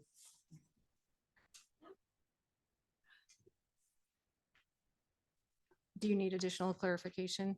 Okay. Mm-mm. All in favor, please say aye. Aye. All against, please say nay. Nay. Nay. Motion doesn't carry. 3-2. So do we want to make a modified motion? Mr. Hoover? Would you give this consideration? Moving to the purchase, modifying it less I just don't 20, get it. with again, the consequence being the new enforcement. Well, That may be something you all need to talk about. refreshed I enforcement. think yeah. staff was very clear on that, is that, are you going to enforce it? And is the town council who's asking to be forcing it, are you going to stand behind it or blame staff? But is that part of the motion? Or are we just, yeah. Preliminary discussion. So basically your motion now is you're not purchasing any meters and you're not doing anything. At the I moment, understand. Right. At the moment. but what Commissioner Donald's asking, do we want to make a modified motion where it's to proceed with Civic Smart, but not include the 20 additional on Main Street? Don't you have to have a quorum to make a modified motion? Don't know that what, You have to have a quorum in order to accept a modified motion. a quorum. You have 3 people. We You have a to have, to make a modified motion, do you have to have a quorum? This is a new motion, so We have a quorum. I don't understand. the question. we have a full board here. That would agree. Go ahead. Oh, yeah, I mean, So- it's. Not necessarily But we everything. still could have- have to you vote could on it. have- Cannot pass just like the other one. We can create a new motion, but we can't. I thought we have- couldn't bring new motions to the table unless you had a quorum that would support you bringing that new motion to the table. I'm not aware of that. We haven't gotten there yet. I mean, he can propose a new motion and then it would need to be seconded and then it would be Voted on. voted Discussed on. and voted upon. So we could sit here and make motions all night? Correct. You could, Okay, let's go. but we're not. So- Is there a Well, modified I'm motion? Vetting the Sorry, go question. ahead. No, we're good. I'm vetting. the Do I question. hear a motion for a modified motion? I'll make it. Okay. I'll make one. Sure. I'll make a motion that we accept Civic Smart's proposal and that we not install the 20 additional meters on Main Street. Or, hang on, let me rethink that. So let me ask staff though. So if, and if we move forward with Civic Smart as it is, that includes, I don't know how many numbers total meters it is, including that 20. Do we purchase all 20 of them, even though, I mean, no, sorry, do we purchase all of them, including the 20 and not install the 20? Or do we reduce Civic Smart's purchase amount? Okay, so here would be my thought process and I'm not a voting member, so my thought process doesn't mean anything. But if you're willing to purchase the 30 or the extra 20 for that would have been assigned to West Main Street, and when we start citing these people, and they're gonna say, hey, we really want parking meters, then we already have them. But if we don't buy them, I don't know, the price might go up because we're not buying as many. I can't speak for Civic Smart. I don't know if they would change the price if you guys come back and say, yeah, you know what, we do want to add the 20 meters. Because I'm going to tell you, people are not going to be happy when they start getting these citations. So it's completely up to you guys. I don't know if Civic Smart can do it or not. I don't know. I'm sure they are in their bid. They say they're willing to negotiate. If we cut 20 meters, we'd have to get a new estimate from them because it's a different price. If that's the case, then we gotta get a new estimates from everybody, to be fair, right? That's probably. Yeah. true. I wouldn't be in favor of buying 20 meters and letting them sit in the box. Right. You know, Yeah. so I say if we're not going to put them out, that's not buying. That's a waste of money. No, yeah, I can't say I disagree with that either, but I'm just trying to think of how, as you said a minute ago, we go through, but I just have a problem with the additional added meters, that's all, as I said earlier. Well, So you're letting us no choice then Ma'am. to start the ticket because you brought it to our attention that we've been If missing you're an going to ordinance. start following the ordinance and providing tickets to those people that park there, we need to put a sign there that says 2-hour parking. Just like we put snow emergency route. I mean, we have to do our due diligence and put 2-hour parking. I agree. I just still can't see what we're doing to helping those residents up there. It's to say you can only park there for 2 hours now. I don't get it. If- You're hurting them. You're not helping them. If we do enforce the 2 hour, it feels like, before we weren't enforcing it. You're right, but it is in the ordinance. And that goes 24/7.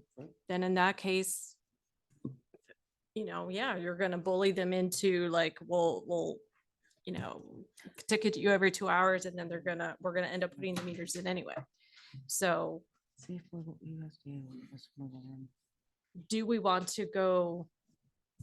I'm gonna wait here's Maddie and I were just wait talking. to January. So we can reach out to USDA to see if there is any wiggle room whatsoever to give you a month to make contact with these people.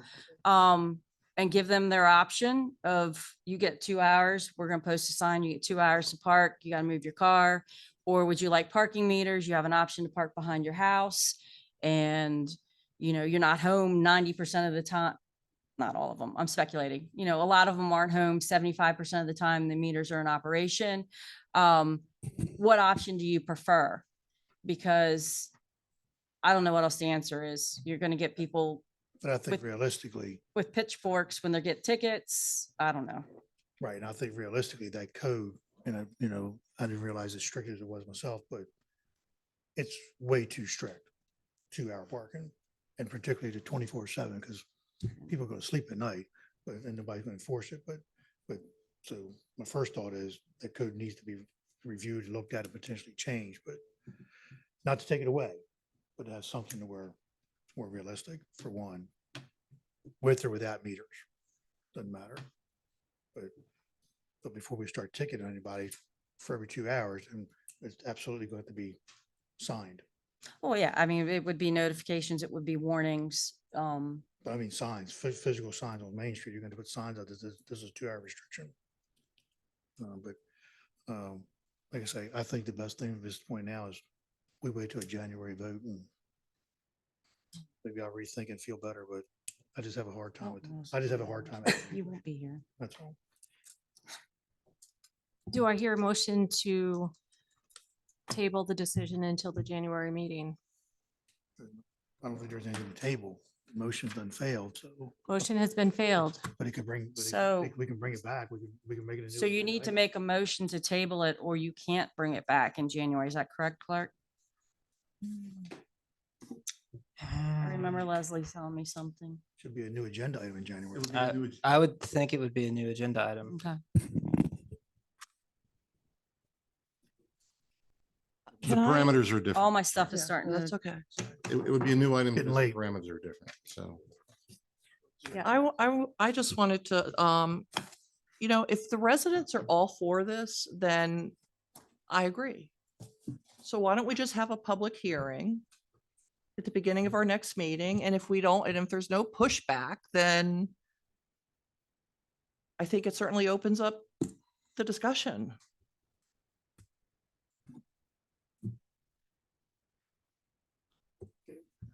I personally think going and knocking on doors is your best solution, but, and posting it on Facebook and asking people to let us know or let commissioners know. But I mean, because if you wait until a public hearing and then you have mixed feelings again, and then you end up not being able to make a decision, or not necessarily not making a decision, not sure what direction to go in, then here you are not having a decision made, and now you've lost, you're going to lose your grant. So I think the Board of Commissioners need to be proactive, and this isn't me lecturing. If it comes across that way, I apologize. Need to go out and knock on some doors or make some phone calls and generate the public opinion. I do think it needs to be on Facebook and on the town website. More, you know, I do appreciate Mayor Davis going door to door, but no, I'm not asking you to do it again, but why not utilize all the means to our disposal? I mean, there are some people on Main Street who never go through their front door. They always go in the back. So I know that was one thing I came across when I was campaigning, is that, you know, there was mail sitting there for months because they came in through the back door. So we can say that we did our best to try to reach everybody. We raised the water rates 300% over 5 years, and we got 5 people here, and we're fighting over a quarter for a parking meter. No, not a quarter over a parking meter. But I think we're gonna have a lot more complaints about the water rate the more it goes up, but that's another discussion. Where do we go from here? Do you have another agenda item? We have another one. Yeah.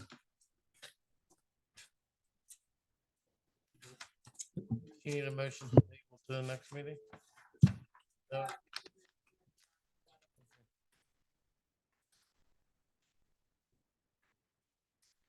What are you tabling? I didn't. Not tabling nothing. Oh, I thought you said table something. No.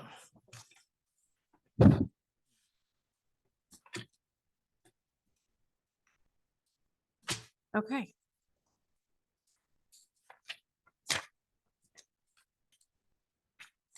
I just want to point out another thing, and we just snubbed our noses to the businesses again. And that's what we are accused of doing for all these years, and we just did it again. Yeah, I disagree with that. I disagree with that. Oh, No, yeah, I totally. understand you don't, but I disagree with that. Do we want then to make a motion to add it to? We gotta finish our agenda first. Finish this. Oh, okay, thank you. Number 5. Which one are we missing? Water rates. Oh, gosh, yes. Okay, moving on to discussion of water rates and overall financial status of the town.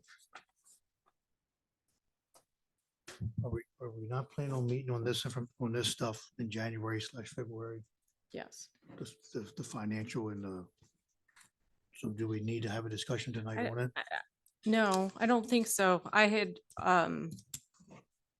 originally added it before we knew that there were going to be the workshops coming. But really just to give an overview, if I can find it here, please. Hang on. No, just to preface that, since we do have a workshop coming up, and I know that we had made a pledge as commissioners back when we approved the budget to the town to come back to look at our budget. Because we really didn't have enough time to do so with the timeline that we had. We didn't have a chance to do that. So I'm just trying, in light of that promise to the public, to come back to that topic again. It's especially pertinent in light of the water rate increase.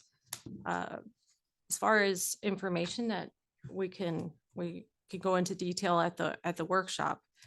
I'd like to see not only historical water and sewer charges, but also if there are additional funds that have since, as we go through, that could potentially be applied to some of those projects having to do with water and sewer in hopes of reducing the water rates. And in addition, how will the 300,000 from ARPA money potentially change our trajectory as we look forward? That's all. That's all I have. That's what you say. Other discussion. So are you saying we won't have a discussion tonight? We'll have it at a workshop in January? Well, originally. I Which don't is think- fine by me. Yes, yes. Originally, the workshop wasn't on the books yet, but now that it is, I don't see the point in going down the rabbit hole right now, other than just to frame the reason why it was on the agenda. It was stemmed from our pledge to the community to revisit the budget. We were supposed to do it in August or September. That didn't happen. So we still have to do that. And it does tie in with the water rate increases. So having said that, is there any further discussion or can it be, are we good to dive into this at the upcoming workshop in January? I would just ask that the commissioners get any data that they want staff to have, get that request to them so we can have it, so you can have a productive meeting, and we'll have answers for you and have everything that you need to move on with that. And if anybody can get me information sooner, the better with Mr. Tabler resigning. I'm going to have my hands full with everything. So it's probably going to take me a little bit longer to pull all the information that is needed. I do have access to everything. I can get it. It's just going to take me a little bit longer just because I don't do it every day. So as much leeway as you can give me would be greatly appreciated. Quick question. Sorry, go ahead. Sorry. You're covered. Since Clark's here, I wanted to ask, in January, if we decide that we want to change the ordinance that we had passed to increase the water rates, if we want to change that ordinance, amend it, repeal it, whatever we decide, will that require a public hearing? Yes, Why? because the state code says so in connection with water rates. Water rates? Yes. Require a hearing. Okay. Correct. Any utility charge. Yes, more broadly, but specifically to the water rates. Right. Yes. And a workshop specifically is discussion only. There's no vote. So if there was any vote on any action item that would take place at a future meeting. And there's no public comment during a workshop. Public can attend, but there's no public comment. Any further questions or discussions? You're good. Okay. For the mayor and staff, do we have a threshold for an accounting temp if there's a need? Do we have like a decision time where we might bring in a temp? I've Or is that- actually met with I've talked to the auditors. We have an interview Oh, Friday. Once we figure out how that interview goes, we might need to make a decision on somebody. The auditor's advice was if you don't need one, don't bring one in. It's going to take you more time to train and fix things than if we wait a month and get somebody hired. okay, thank you. Okay, if that makes sense. Yeah, it does. And please, another homework assignment, please think about what you're going to want this new accountant to do with reports and data that you need so we can, come out of the gates running quick. Sure. Okay. Right. Any other discussion? Questions? Okay. I think we come to setting of our next agenda. Or our next meeting is January 8th, 2024. And Ms. Willetts. For a closed executive session. Purposes of hiring a water and sewer operator and hopefully an accountant. Quickly on our water operator. Hired, so the sewer board can reconvene closed executive session. My request would be no later than December 12th. Have our accountant on this Friday. Did you, what date did you say We could do it like a 2-for-1. Yeah, if you can do it, if you can do a 2-for-1, if we want to offer the accountant, planning commission meets on December 11th, so it would have to be December 12th.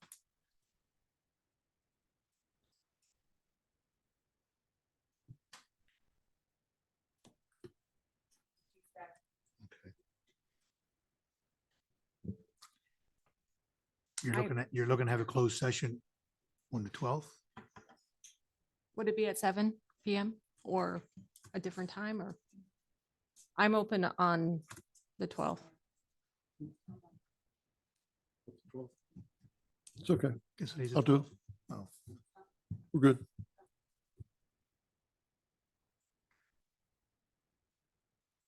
Do we need a motion by the board or? Do we need a accept that? motion for a closed session? You can, just to set the date and the time for a closed executive session. Do we know if all the if we're available? I know that I heard a couple people are available. Anybody? I don't know. I Okay, don't have my okay. calendar, but What time would you? 7 o'clock. 7 o'clock. Okay. Damn near didn't make this meeting. It's Tuesday. Do I hear a motion to call a closed session for the purpose of Personnel matter. personnel? Yeah, so you could just leave it as, actually you have the language up there, so the purpose of, Oh, I, by the annotated code, you don't have to read all that, you can just list that, and then when we post it, then we'll have all the appropriate language. I make a motion to have a December 12th closed session related to personnel matters Correct. at 7 PM. at 7 PM. Do I hear a second? Second. Thank you. All in favor, please say aye. Aye. Aye. Motion carries 5-0.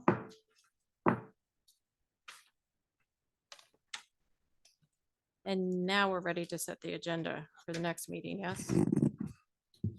Yes. For the next agenda, or for January 8th. I have one consent agenda item. It'll be for consideration ending the term of Amber Phillips on the Citizens Advisory Committee. Administrative business, announcement of the 2023 winners of the Holiday House and Business Decorating Contest. Agenda item number 1, for consideration, moving the home department of your office coordinator from Department 40 to Department 15. I'm sorry, can you say that again? I'm sorry. For consideration, move the home department of your office coordinator from Department 40 to Department 15, or 13, excuse me, Department 13. Can you tell us what those departments are? 40 to financial. 40 is water fund, 13 is financial. For number 2 is for consideration approval of the estimate for the prefabricated bathroom building in E. Eugene Myers Park. That's a tentative item. It depends on timeline. Number 3, for consideration approval of the pump station dedication agreement with Rudders. Number 4, for consideration approval of 3-year contract with EOS for the maintenance of the Silo Hill Stormwater Basin as required by our MD, or by our MS4 permit.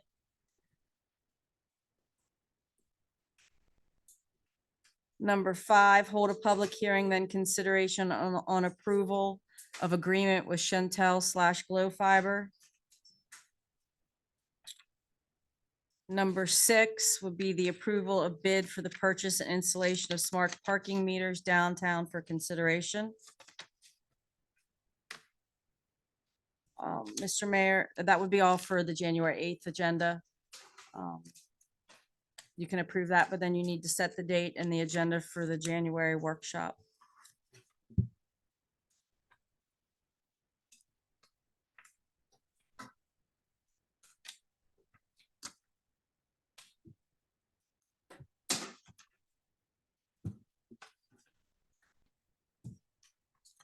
Do workshops still meet at 7?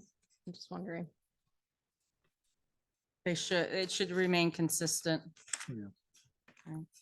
Make it the third Monday. Third Monday is Martin Luther King.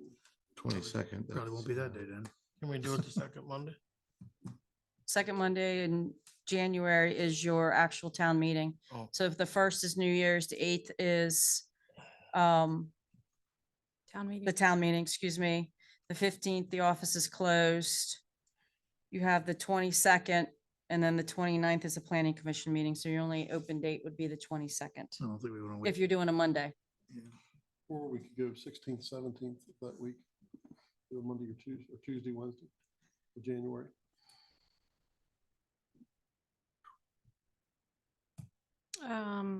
Citizens Advisory, I think, is on the 16th. What day? That's correct. What day? That's Tuesday, Mm-hmm. January That leaves you 16th. Tuesday out then. So the 17th, the Wednesday. That's the- 17th. I like the So you 22nd. got yours. Okay. Yeah, I like the 22nd, keeping everything on Mondays. To see. Is that Dr. King? Mondays too, but Yeah, the you see, 22nd. that's a holiday. That's a holiday. The 15th is a holiday, the 22nd. Is the 22nd open? Oh, okay. Yeah, that's not a holiday. Is the 22nd open of January? Yes, yes, ma'am. That good for you. I mean, I think for consistency purposes, if you keep them on Monday, I mean, they don't have to be, but 17th or 22nd both work for me currently. Yeah, down here, we kind of like the 22nd, keeping it on a Monday. 22nd. 22nd? Can we say the west end of Main Street down here or? That's right. Or the east end down here. No, wait a minute. No, we're the Mayor, so free we're doing, parking. we're doing, 22nd Mhm. so workshop. 27 workshop. We don't have to make a motion. Is this meant to be two different It's for meetings? financial. One January, one February, or No, Yeah. is that way we could do it all in one, two times? and then February would be, what I hope to do is be the project planning meeting. This will be. Oh, the okay. financial Meeting. So this would be the January meeting then? Mhm. Okay. Should we set the February one as well, Mr. Mayor, or wait until January? Sure, if you want to, sure. you need to approve your January 8th agenda. First and foremost. Yes. And thank then you. approve your, whatever the agenda topic is for the workshop for the 22nd, and then Let's you do can that. move till February. I make a motion to accept the January 8th agenda as presented by staff. Second. Thank you. All in favor, please say aye. Aye. Aye. Aye. Motion carries 5-0. And then what was the next one? Approving the January workshop? Yeah, and I just need whatever the agenda item is. What, We how still are have, we still have to do an agenda for For workshop. workshop. Mm-hmm. okay, so do we need the date first? Is that what you're saying? I- Before we do agenda, or do we do it all in one fell swoop? You can do it all in one swoop. Okay, so we need the agenda. Mr. Mayor, did you want to, I just carry over the number 5. So I make a motion for a town workshop at 7 PM on January 22nd for the discussion of water rates and overall financial status of the town. do I hear a second? Second. All in favor, please say aye. Aye. Aye. Aye. Motion carries 5-0. Discussion. Any discussion? Back 30-second rewind? I don't have none. I just. No, I was about to say, geez. Sorry about that. Thank you. Okay. Close the meeting now. We adjourn. Can, yes, can we set a date for February, or are we all tired and want to go home? Mhm. Good answer.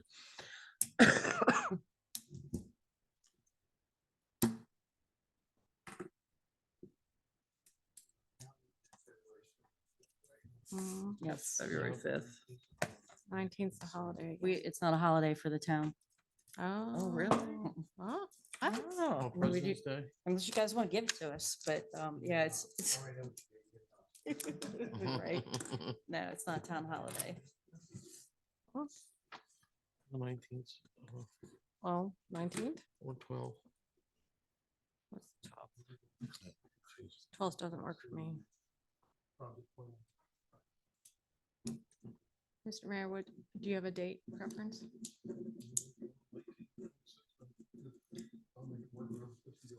26th Planning Commission. 19th is fine with me. We'll have to do what we do. I could make the 12th work if we wanted to do that. I can do the 12th or the 19th. Okay, 12 's fine with me. 12th. All right, let's, okay. All right. This is our next workshop, is that correct? February the Yes. 12th. Was this February for 12th. project planning? Do I hear a motion for a February? No, let me try this again. Do I hear a motion for a workshop on February 12th at 7 PM for project planning? So moved. Do I hear a second? Second. Is there any discussion? All in favor, please say aye. Aye. Aye. Aye. Motion carries 5-0. You did say aye, correct, Commissioner Hoover? Okay. I'll make a motion to close the town meeting. Do I hear a second? Second. Second, any discussion? No, hearing none. What? I have to do that before I adjourn? Ah, really? Okay, geez, you guys are just pulling my leg tonight. Okay. Nice to be Um, president, sir. All in favor of adjourning the meeting at 10:34 No, I'm sorry. All in favor of adjourning the meeting, please say aye. Aye. Aye. Motion carries 5-0. The meeting is adjourned at 10:34 PM. Meeting is closed.